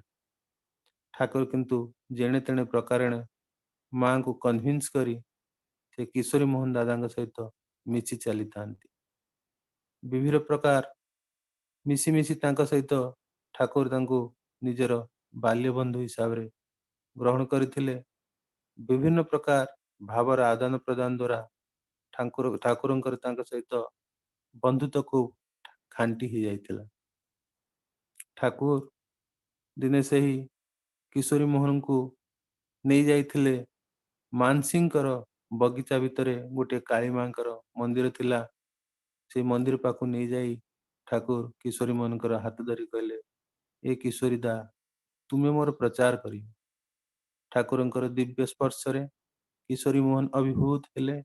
ସେ ଜାଣି ପାରିଲେନି ନିଜେ ମୋର ବାଲ୍ୟ ବନ୍ଧୁ ଯାହାଙ୍କର ବୟସ ମୋ ଠାରୁ କମ, से कहउछन्ति मोर प्रचार प्रसार करिवो किंतु से ठाकुरଙ୍କ ସ୍ପର୍ଶରେ ଯୋଉ ଦିବ୍ୟ ଅନୁଭୂତି ଅଭିଭୂତ ହେଇ ଯାଇଥିଲେ ସେ ଠାକୁର କହିଲେ ସେମିତି କହିଲେ ହବନି କିଶୋରୀ ତୁ ମୋର ପାଦ ଛୁଇଁ ତ୍ରିବାର ସତ୍ୟ କର ତୁ ମୋର ପ୍ରଚାର ପ୍ରସାର କରିବ ସେଇ କଥା ହିଁ ହେଲା ସେଇ କଥା କଲେ କିଶୋରୀ ମୋହନ ପରବର୍ତ୍ତୀ ମୁହୂର୍ତ୍ତରେ ଯେତେବେଳେ ଘରେ ଯାଇ ପହଞ୍ଚିଲେ କହିଲେ ମୁଁ ଏ କଣ କଲି ମୋ ଠାରୁ ମୋର ବାଲ୍ୟ ବନ୍ଧୁ ଯାହା ଯିଏ ତାଙ୍କର ପାଦ ଛୁଇଁ ମୁଁ ତ୍ରିବାର ସତ୍ୟ କଲି ତାଙ୍କର ପ୍ରଚାର ପ୍ରସାର କରିବି ଏଇଟା କେମିତି ସମ୍ଭବ ପରବର୍ତ୍ତୀ ମୁହୂର୍ତ୍ତରେ ସେଇ ସମୟରେ ସତୀଶ ଚନ୍ଦ୍ର ଗୋସ୍ୱାମୀ ଠାକୁର ହରନାଥଙ୍କର ଜନ୍ମ ହେଇଥାଏ ଠାକୁର ହରନାଥ ସେଇ ସମୟରେ ଖୁବ ଜୋର କହୁଥିଲେ ଏଇ ଯେ ନିତାଇର ମୁଖପାତ୍ର ଆସିଛି ନିତାଇ ଆସିବ ମୁଁ ହେଲି ସେଇ ଅଶ୍ୱପ୍ରହରୀର ଚାଳକ କିନ୍ତୁ ସେଇ ଅଶ୍ୱପ୍ରହରୀର ସେନା ଅଶ୍ୱପ୍ରହରୀର ଚାଳକ ଯିଏ ସେ ପଛରେ ଅଛନ୍ତି ଆସିବେ ସେଇ ସମୟରେ ଠାକୁର ବହୁ ସମୟରେ କୁହନ୍ତି ଆଲୋଚନା କରନ୍ତି ଠାକୁର ହରନାଥ ଆସିଛି ଠାକୁର ହରନାଥ ଆସିଛି ସେଇ କିଶୋରୀ ମୋହନ କହିଲେ ତୁ ଥରେ ଯାଇ ତାଙ୍କୁ ଦେଖା କରିବା ସେ କିଶୋରୀ ମୋହନଙ୍କର ଭଉଣୀର ବିଭାଗରେ ସେଇଆଡେ ହେଇଥିଲା ସେଇ ସମୟରେ କିଶୋରୀ ମୋହନ ଯାଇ ସେଇ ଠାକୁର ହରନାଥଙ୍କ ପାଖରେ ଯେତେବେଳେ ପହଞ୍ଚିଲେ ହରନାଥ କହିଲେ ହେଇରେ ଦେଖ ସେଇ ନିତାଇର ମୁଖପାତ୍ର ଆସିଛି ଠାକୁର ହରନାଥ ତାଙ୍କୁ ଆଲିଙ୍ଗନ କଲେ ତାଙ୍କୁ ଧରିଲେ ତାଙ୍କୁ ବହୁତ ପ୍ରେମର ସହିତ ଆଲିଙ୍ଗନ କରି କହିଲେ ଏଇ ନିତାଇର ମୁଖପାତ୍ର ଆସିଛି ନିତାଇ ପଛରେ ଅଛନ୍ତି ସେ ମାଲିକ ଆସିବେ ସେ ସେଇଭଳି ପ୍ରଚାର ପ୍ରସାର ଚାଲିଲା ପରବର୍ତ୍ତୀ ମୁହୂର୍ତ୍ତରେ ଠାକୁରଙ୍କର ପ୍ରଚାର ପ୍ରସାର ହେଲା ଯେତେବେଳେ କିଶୋର ମୋହନଙ୍କର ବାବା ମରିଗଲେ କିଶୋରୀ ମୋହନ ପାବନା ଇଂଲିଶ ଇନଷ୍ଟିଚ୍ୟୁସନରେ ପଢାଇ କରୁଥିଲେ ପଢାଇ କରିବା ସହିତ ସହିତ ହୋମିଓପାଥି କମ୍ପାଉଣ୍ଡିଂ କାମ କରୁଥିଲେ ଏବଂ ସେଇଠାରେ ସେ ତାଙ୍କର ଚିକିତ୍ସା ପ୍ରାକ୍ଟିସ କରୁଥିଲେ ସେ ଚିକିତ୍ସା ପ୍ରାକ୍ଟିସ କରୁ କରୁ ବହୁ ଲୋକଙ୍କର ସେ ପ୍ରସିଦ୍ଧ ଡାକ୍ତର ହେଲେ ପରବର୍ତ୍ତୀ ମୁହୂର୍ତ୍ତରେ ଠାକୁର କିଶୋରୀ ମୋହନଙ୍କୁ ଡାକ୍ତର ବାବୁ ବୋଲି କହି ସମ୍ବୋଧନ କରୁଥିଲେ ସେ ଡାକ୍ତରୀ ହେବା ଦ୍ୱାରା ସେ ବିଭିନ୍ନ ପ୍ରକାର ଲୋକଙ୍କର ସେବା ଶୁଶ୍ରୂଷା କରୁଥିଲେ ଠାକୁରଙ୍କ ସହିତ ବହୁତ ସମୟରେ ସାକ୍ଷାତ ହଉଥିଲା ଯେତେବେଳେ କିଶୋରୀ ମୋହନଙ୍କର ବାବା ମରିଗଲେ ସଂସାର ଦାୟିତ୍ୱ ତାଙ୍କ ଉପରେ ହେଲା ତାପରେ ଧୀରେ ଧୀରେ ଠାକୁର ବହୁ ଚେଷ୍ଟା କରି ତାଙ୍କର ସେ ଯୋଉ କୁ ଅଭ୍ୟାସ ଗୁଡିକ ଥିଲା ସେ ଡ୍ରାମା କରୁଥିଲେ ପିଲାମାନଙ୍କ ସହିତ ମିଶି ମଦ୍ୟପାନ କରୁଥିଲେ ସେଇ ସମୟ କିନ୍ତୁ ଠାକୁରଙ୍କ ସ୍ପର୍ଶ ପାଇଁ ପରବର୍ତ୍ତୀ ମୁହୂର୍ତ୍ତରେ ସେ ସୁମଣିଷ ହେଇଯାଇଥିଲେ କିଶୋରୀ ମୋହନଙ୍କର ସେଇ ସମୟରେ ଅକାଳ ଅକାଳ ପଡିଲା ଅକାଳ ପଡିବା ଦ୍ୱାରା ବହୁ ଲୋକଙ୍କର ଜନହାନି ହେଲା ବହୁ ଲୋକମାନେ ପ୍ରାଣ ତ୍ୟାଗ କଲେ ମୃତ୍ୟୁବରଣ କଲେ ସେଇ ସମୟ ଠାକୁର ଯେ ମଣିଷଙ୍କର କାଣ୍ଡାରୀ ସେ ବ୍ୟତିବ୍ୟସ୍ତ ହେଇଗଲେ କଣ କରିବେ କିଭଳି କରିବେ ସମାଜ ପାଇଁ କିଛି କରିବାର ଅଛି ଏଇ କଥା ନେଇ ସେ ସେମାନଙ୍କର ବାଲ୍ୟ ବନ୍ଧୁ କିଶୋରୀ ମୋହନ ସମେତ ସମସ୍ତଙ୍କୁ କଠା କରି ଗୋଟେ ମିଟିଂ କଲେ କହିଲେ ଆମକୁ ଏଇ ସମୟରେ ସମାଜ ପାଇଁ କିଛି କରିବାର ଅଛି କହିଲେ ଆମେ ମାନେ ତ ବର୍ତ୍ତମାନ କିଶୋର ଅବସ୍ଥାରେ ପହଞ୍ଚିନୁ ବାଲ୍ୟ ଅବସ୍ଥା ଏଇ ସମୟରେ ଆମେ କେମିତି କଣ କରିକି ସମାଜ ପାଇଁ କରିପାରିବା ସମସ୍ତେ ମିଟିଂ କଲେ ଯାହା ହେଲେ ବି ବାଜିପୁର ଷ୍ଟିମର ଘାଟରେ ଆମେ କୁଲିଗିରି କରିବା ଆଉ ସେଇ କୁଲିଗିରିରୁ ଯାହା ପଇସା ଉପାର୍ଜନ ହବ ତାହା ଦ୍ୱାରା ଲୋକମାନଙ୍କୁ ସାହାଯ୍ୟ କରିବା ତାହା ହିଁ ହେଲା ପରବର୍ତ୍ତୀ ମୁହୂର୍ତ୍ତରେ ଠାକୁର କହିଲେ ଏଇ କାମ କରିବାକୁ ହେଲେ ଆମକୁ ସନ୍ଧ୍ୟା ସମୟରେ କରିବାକୁ ହବ ଚେହେରାଟାକୁ ଗାମୁଛା ଭିତରେ ବାନ୍ଧି ଦେଇ ସେଇମାନେ ଗଲେ ଯାଇ ସେଇ ବାଜିରପୁର ଷ୍ଟିମର ଘାଟରେ ଯୋଉମାନେ ଭଦ୍ରଲୋକ ଆସନ୍ତି ସେମାନଙ୍କର ଜିନିଷ ପତ୍ର ନିଜ ମଥାରେ ନେଇ ସେମାନଙ୍କ ଗନ୍ତବ୍ୟ ସ୍ଥାନରେ ପହଞ୍ଚନ୍ତି ତାହା ମାଧ୍ୟମରେ ଯାହା ପଇସା ରୋଜଗାର ହୁଏ ସେ ପଇସା ସେମାନେ ନିଜ ପାଖରେ ରଖନ୍ତି ପୁଣି ଥରେ ମିଟିଂ କଲେ ଏଇ ପଇସାକୁ ଆମେ କେମିତି ଲୋକମାନଙ୍କ ପାଖରେ ପହଞ୍ଚେଇବା ଠାକୁର କହିଲେ ଦେଖ ଯାଅ ରାତିରେ ଘର ଘର ବୁଲ ଘର ଘର ବୁଲି ସେଇ କାନ୍ଥ ଆଡୁଆଳରେ ନିଜ କାନ ଦେଇ ଶୁଣ କାହାର ଅଭାବ ଅଛି କାହାର ଅସୁବିଧା ଅଛି ପ୍ରକୃତରେ ଯୋଉଠି ଜାଣିବ ଯାହାର ଅଭାବ ଅଛି ଅସୁବିଧା ଅଛି ସେଇ ଜାଗାରେ ଯାଇକି ତାଙ୍କୁ ପଇସା କିମ୍ବା ଚାଉଳ ଚୁଡା ଯାହା ଆବଶ୍ୟକତା ଜିନିଷ ସେଇଆ ଦେଇ ଆସିବ ସେଇଆ ହିଁ ହେଲା ସାଙ୍ଗମାନେ ଯାଇ ଘରେ ଘରେ ପହଞ୍ଚିଲେ କହୁ ସ୍ୱାମୀ ସ୍ତ୍ରୀଙ୍କର କଥାବାର୍ତ୍ତା ଶୁଣିଲେ ପିଲାମାନଙ୍କର କାହାର ଅସୁବିଧା କାହାର ଖାଇବାକୁ ନାହିଁ କିଏ ବେମାରରେ ପୀଡିତ କାହାର ପଇସା ନାହିଁ ସେଇଆ ହିଁ ହେଲା ସେଇମାନେ ସେ ଘର ବାରଣ୍ଡାରେ ପଇସା ଚୁଡା ଚାଉଳ ଇତ୍ୟାଦି ଇତ୍ୟାଦି ଜିନିଷ ଥୋଇ ଦେଇ ଆସିଲେ ଗାଁରେ ଜଙ୍ଗଲରେ ନିଆଁ ଲାଗିଲା ଭଳି କଥାଟି ପ୍ରଚାର ପ୍ରସାର ହେଲା ରାତିରେ ଦଳେ ଭୂତ ଆସି କାହା ଘର ଆଗରେ ପଇସା ଦଉଛନ୍ତି କାହା ଘରେ ଚାଉଳ ଦଉଛନ୍ତି କାହା ଘରେ ଚୁଡା ଦଉଛନ୍ତି କାହା ଘରେ କପଡା ଦଉଛନ୍ତି ଏଇ କଥା ଶୁଣିଲା ପରେ ସେମାନେ ମନସ୍ଥ କଲେ ସ୍ଥିର କଲେ ନାହିଁ ନାହିଁ ଭୂତ ଦ୍ୱାରା ଦିଆ ହେଉଥିବା ଜିନିଷ ଗୁଡା ମଣିଷ ଆମର ପ୍ରାଣ ମଧ୍ୟ ଚାଲିଯାଉ ହେଲେ ଆମେ ତାକୁ ଗ୍ରହଣ କରିବୁ ଏଇ କଥା ଠାକୁର ଶୁଣିଲା ପରେ ଖୁବ ଉଦାସ ହେଲେ ମାୟୁସ ହେଲେ କହିଲେ ଈଶ୍ୱର ଦେବା ପାଇଁ ଚାହିଁଲେ ବି ମଣିଷ ନେଇପାରେ ନା ଯଦି ତାର ପ୍ରାରବ୍ଧ ନଥାଏ ତାହା ହିଁ ହେଲା ତଥାପି ସେମାନେ ସେମାନଙ୍କର ପ୍ରଚେଷ୍ଟାରୁ କେବେ ବିରତ ହେଲେନି ସେଇ କାର୍ଯ୍ୟ କରିଚାଲିଲେ ସମାଜ ପାଇଁ ମଣିଷକୁ ବଞ୍ଚିବା ପାଇଁ ଏମିତି ଗୋଟିଏ ଦିନ ଆସିଲା, ଥରେ ସେମାନେ ସେଇ ଷ୍ଟିମର ଘାଟରୁ ଜଣେ ଭଦ୍ରଲୋକ ଆସିଲେ। ସିଏ ଥିଲେ ସେଇ ପାବନା ଇନଷ୍ଟିଚ୍ୟୁଟର ପ୍ରଧାନ ଶିକ୍ଷକ ଲାହିର ଦା, ଯେ କିଶୋରୀ ମୋହନଙ୍କର ପ୍ରିନ୍ସିପାଲ ଥିଲେ। ଠାକୁର ଆଉ କିଶୋରୀ ମୋହନ ଦୁଇ ଜଣ ତାଙ୍କର ଜିନିଷ ମଥା ଉପରେ ନେଇ ଚାଲିଛନ୍ତି। ନେଇ ତାଙ୍କୁ ସେଇ ମାଷ୍ଟର ସାହେବଙ୍କର କ୍ୱାର୍ଟରରେ ସେଇ ଜିନିଷ ଗୁଡି ଛାଡିଛନ୍ତି। ଛାଡିଲା ପରେ ମାଷ୍ଟର ସାହେବ ପଚାରିଛନ୍ତି, ମାଷ୍ଟର ସାହେବଙ୍କର ଅପୂର୍ବ ବ୍ୟକ୍ତିତ୍ୱ ଥିଲା, ଯାହାଙ୍କ ବ୍ୟକ୍ତିତ୍ୱ ଦ୍ୱାରା ଲୋକମାନେ ତାଙ୍କୁ ଏତେ ଶ୍ରଦ୍ଧା କରୁଥିଲେ, ସମ୍ମାନ କରୁଥିଲେ, ଭୟ ମଧ୍ୟ କରୁଥିଲେ। ତାଙ୍କର ସ୍କୁଲର କ୍ୟାମ୍ପସର ଆସପାସରେ ବି ଲୋକମାନେ ସିଗାରେଟ ବିଡି ପିଇବା ପାଇଁ ଭୟ ପାଆନ୍ତି, ତାଙ୍କର ଏଭଳି ବ୍ୟକ୍ତିତ୍ୱ ଥିଲା। ସେଇ ତାଙ୍କରି କ୍ୱାର୍ଟରରେ ଏମାନେ ଯେତେବେଳେ ପହଞ୍ଚି ସେଇ ଜିନିଷ ଗୁଡା ଓହ୍ଲେଇଛନ୍ତି, ମାଷ୍ଟର ସାହେବ ପଚାରିଛନ୍ତି କେତେ ପଇସା ହେଲା? ସେଇ ସମୟରେ କିଶୋରୀ ଦା କହିଲେ, ନାହିଁ ଆଜ୍ଞା, କିଛି ପଇସା ଆପଣଙ୍କୁ ଦବାକୁ ପଡିବନି। ମାଷ୍ଟର ସାହେବ ଦେଖିଲେ ଇଏ ତ ସେଇ କିଶୋରୀର ଆବାଜ। କହିଲେ, କିଶୋରୀ ତୁ ଏ କଣ କରୁଛୁ? ଏ କୁଲିଗିରି କରି ତୋର ଖରାପ ଅଭ୍ୟାସ ଅଛି ବିଡି ସିଗାରେଟ ପିଇବା ପାଇଁ, ମଦ ପିଇବା ପାଇଁ, ତୁ ବି ଏଇଭଳି ଧନ୍ଦା କରି ଆରମ୍ଭ କରିବା ଚାଲିଛୁ। ତେଣୁକରି ଯେତେବେଳେ ସେଇ ମାଷ୍ଟର ସାହେବ ଯେତେବେଳେ ଜୋର ଦେଇଦେଲେ, ଯେତେବେଳେ ଭୟଭୀତ ହେଲେ, ସେଇ ସମୟରେ ଅଚାନକ ଠାକୁର କହୁଛନ୍ତି, ମାଷ୍ଟର ସାହେବ ଏଇ ପଇସା ଗୁଡା ଆମେ ରୋଜଗାର କରି କୌଣସି ପ୍ରକାର କୁ ଅଭ୍ୟାସ ଜିନିଷରେ ଖର୍ଚ୍ଚ କରୁନୁ। ଏଇ ଲୋକମାନଙ୍କର ବର୍ତ୍ତମାନ ଯୋଉ ଅକାଳ ପଡିଛି, ସେ ଅକାଳ ଦ୍ଵାରା ଲୋକମାନଙ୍କର ଯୋଉ ସୁବିଧା ଅସୁବିଧା ଅଛି, ସେଇ ଅସୁବିଧା ଦୂର କରିବା ପାଇଁ ଆମେ ଏଇଭଳି କାର୍ଯ୍ୟ କରିଚାଲିଛୁ। ମାଷ୍ଟର ସାହେବ ଶୁଣି ଆବାକ୍ ହେଲେ, କହିଲେ ହଉ ହଉ ଠିକ ଅଛି, ତୁମେ ମାନେ ଗୋଟେ କାମ କର, କାଲି ବର୍ତ୍ତମାନ ଏଇ କୁଲି କାମ କରିବା ପାଇଁ ସେମାନେ ଗୋଟେ ଅପରିଷ୍କାର ଅପରିଚ୍ଛନ୍ନ କପଡା ପିନ୍ଧିଥିଲେ। କହିଲେ କାଲି ତୁମେ ମାନେ ଭଲ କପଡା ପିନ୍ଧିକି ଏଇ ସ୍କୁଲକୁ ଆସ। ଏମାନେ ଭୟଭୀତ ହେଲେ। ମାଷ୍ଟର ସାହେବ ଆଜି ବୋଧେ କିଛି କରିପାରିଲେନି, କାଲି ଆମର ଅବସ୍ଥା କଣ ହବ, କି ପ୍ରକାର ଦଣ୍ଡ ଦେବେ, ଏଇଭଳି ଚିନ୍ତିତ ହେଇ ସେମାନେ ଘରକୁ ଫେରିଲେ। ଘରକୁ ଫେରିଲା ପରେ ପରବର୍ତ୍ତୀ ତା ପରଦିନ ସେମାନେ ଭଲ ପୋଷାକ ପରିଚ୍ଛଦ ପିନ୍ଧି ସେ ସ୍କୁଲରେ ଯାଇ ପହଞ୍ଚିଲେ। ସ୍କୁଲରେ ଯେତେବେଳେ ପହଞ୍ଚିଲେ, ସେ ସମୟ ଦେଖିଲେ ସ୍କୁଲରେ ବହୁତ ଜନ ସମାବେଶ। ଏମାନେ ଆହୁରି ଭୟଭୀତ ହେଲେ, କାଲି ମାଷ୍ଟର ସାହେବ ଯଦି ଆମକୁ ଦଣ୍ଡ ଦେଇ ଦେଇଥାନ୍ତେ, ତାହେଲେ ଆମର ଦିନଟା କାଲି ହିଁ ଖରାପ ହେଇଯାଇଥାନ୍ତା। ଆଜି ଏତେ ଲୋକଙ୍କ ସାମ୍ନାରେ ଆମମାନଙ୍କୁ ଅପମାନ ଦେବେ, ଦଣ୍ଡ ଦେବେ, ଏ କଷ୍ଟକର ବେପାର। କିନ୍ତୁ ଦେଖିଲେ ତା ପରବର୍ତ୍ତୀ ମୁହୂର୍ତ୍ତରେ ଗୋଟେ ସାଧାରଣ ସଭା ଆରମ୍ଭ ହେଲା। ମାଷ୍ଟର ସାହେବ ସେଇ ସଭାକୁ ସମ୍ବୋଧନ କରି କହିଲେ, ଆମେ ମାନେ ହେଲୁ ଭଦ୍ରଲୋକ, ଆମେ ମାନେ ଖାଇ ପିଇ ଖୁବ ଭଲରେ ବଞ୍ଚିଛୁ, କିନ୍ତୁ ଆଜି ଯେ ଦୁନିଆରେ ଅକାଳ ପଡିଛି, ଏ ଅକାଳ ଅବସ୍ଥାରେ ସମାଜ ପାଇଁ ଯାହା କରିବାର ଆମର ଦାୟିତ୍ୱ, ଆମେ ମାନେ ଯୋଉ କଥା ନ କରିପାରିଛୁ, ଏଇ ଛୋଟ ଛୋଟ ଶିଶୁମାନେ ସେଇ କଥା ଆଜି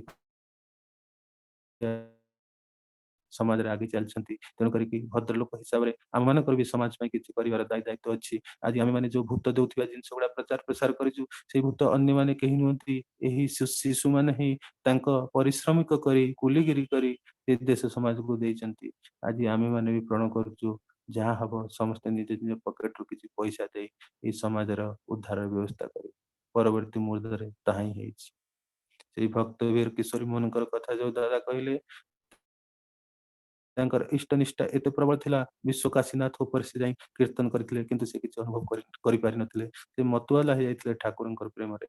ସେ ଜାଣିଥିଲେ ମୁଁ ଯାହାକୁ ଧରିଛି ସେ ହଉଛନ୍ତି ଈଶ୍ୱର, ସେ ହଉଛନ୍ତି ଭଗବାନ, ତାଙ୍କ ଅତିରିକ୍ତ ଦୁନିଆରେ ଆଉ କିଛି ନାହିଁ। ଏଇ ଯୋଉ ଭାବ ଠାକୁର ସେଇ ଶିଶୁ ସମୟରେ, ତାଙ୍କର ବ୍ୟକ୍ତିତ୍ୱ ଏମିତି ଥିଲା, ମଣିଷ ମରି ଯାଉଥିଲା, ମଣିଷ ଅସୁବିଧାରେ ପଡୁଥିଲା, ତା ପାଇଁ କଣ କରଣୀୟ ଥିଲା, ଠାକୁର ସେଇ ଜିନିଷ ଗୁଡା କରିଲେ। ଠାକୁର ଥିଲେ ଖାଲି କେବଳ ଗୋଟିଏ ଜାଗାରେ ବସି ସମସ୍ତଙ୍କୁ ଜ୍ଞାନ କଥା କହିନଥିଲେ, ଯାହା କରି ଧରିଥିଲେ ସବୁ କିଛି କର୍ମ ମାଧ୍ୟମରେ। ଯୋଉ ମଣିଷର ପରିବର୍ତ୍ତନ କରିଥିଲେ ସେଇ କର୍ମ ମାଧ୍ୟମରେ। ଆଜି ସେଇ ମଣିଷ ଭାବ ମାନେ ପୂଜ୍ୟ ଆଚାର୍ଯ୍ୟ ଦେବ ଯୋଉ ମହାଦୀକ୍ଷାର କଥା କହିଛନ୍ତି, 3.5 କୋଟି ଦୀକ୍ଷାର କଥା, ତାପରେ ଏକମାତ୍ର କାରଣ ହେଲା ମଣିଷ ବଞ୍ଚିବାକୁ ଚାହେଁ, ବଢିବାକୁ ଚାହେଁ, କିନ୍ତୁ ବଞ୍ଚିବା ବଢିବାର ପଥରୁ ବିପଥ ହେଇ ଯେତେବେଳେ ସେ ଚାଲେ, ବଞ୍ଚିବା ବଢିବାର ରାହା ସେ ପାଏ ନା। ଯେତେବେଳେ ଠାକୁର କହିଲେ, ଠାକୁରଙ୍କ ପାଖରେ ବିଭିନ୍ନ ଲୋକ ଆସୁଥିଲେ, ବିଭିନ୍ନ ପ୍ରକାର ଅସୁବିଧାର କଥା କହୁଥିଲେ। ଠାକୁର କହୁଥିଲେ, ଧେତ୍ ତେରି ସାଲା, ମୁଁ ଆସିଥିଲି ଯୋଉ କାମ ପାଇଁ ସେ କାମ ତ କରିପାରୁନି, ଅନ୍ୟ କାମରେ ଲାଗିଛି। ଏମାନଙ୍କର ଅଭାବ ଅସୁବିଧା କଥା ବୁଝୁ ବୁଝୁ ମୋର ଦିନ ଗୁଡିକା ଯାଉଛି। କିନ୍ତୁ ଠାକୁର ପ୍ରକୃତରେ ଆସିଥିଲେ ମଣିଷକୁ ଉଦ୍ଧାର କରିବା ପାଇଁ। ଏଇ ଯୋଉ ଭଲ ମଣିଷର ଅଭାବ, ତା ପାଇଁ ଯାହା ଯାହା ଆବଶ୍ୟକତା, ସେଇ ସମୟରେ ଏକମାତ୍ର ଠାକୁରଙ୍କର ଶୁରୁଆତରୁ ଗୋଟେ ଶିଶୁ ସମୟରୁ ଆରମ୍ଭ କରି ଶେଷ ପର୍ଯ୍ୟନ୍ତ ବି ତାଙ୍କର ଗୋଟେ ମାତ୍ର ଉଦ୍ଦେଶ୍ୟ ଥିଲା, ଲୋକ ସଂଗ୍ରହ। ଏଇ ମଣିଷ ସମାଜଟାକୁ ସୁନ୍ଦର କରିବା ପାଇଁ, ଏଇ ମଣିଷର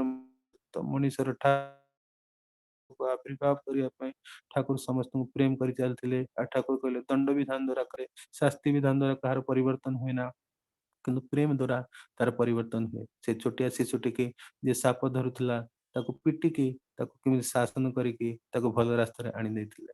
ଠାକୁରଙ୍କ ପାଖକୁ ଆସିଥିଲେ ପଣ୍ଡିତ, ଆମେ ଯାହାକୁ ଜାଣିଛୁ ପଣ୍ଡିତ ସୁରେଶ ଚନ୍ଦ୍ର ଦେବ ଶର୍ମା।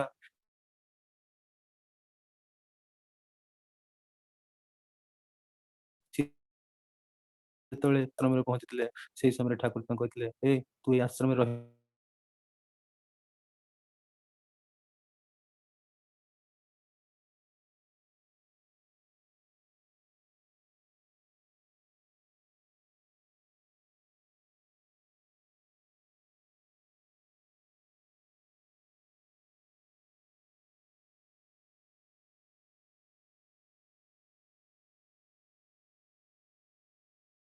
ଏଇ ବାଳକଟିର ଦଶମ ଦଶମ ପରୀକ୍ଷା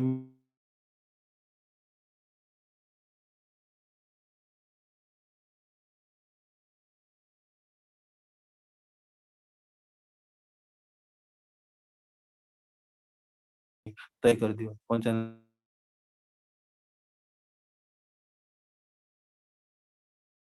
କରିଛନ୍ତି।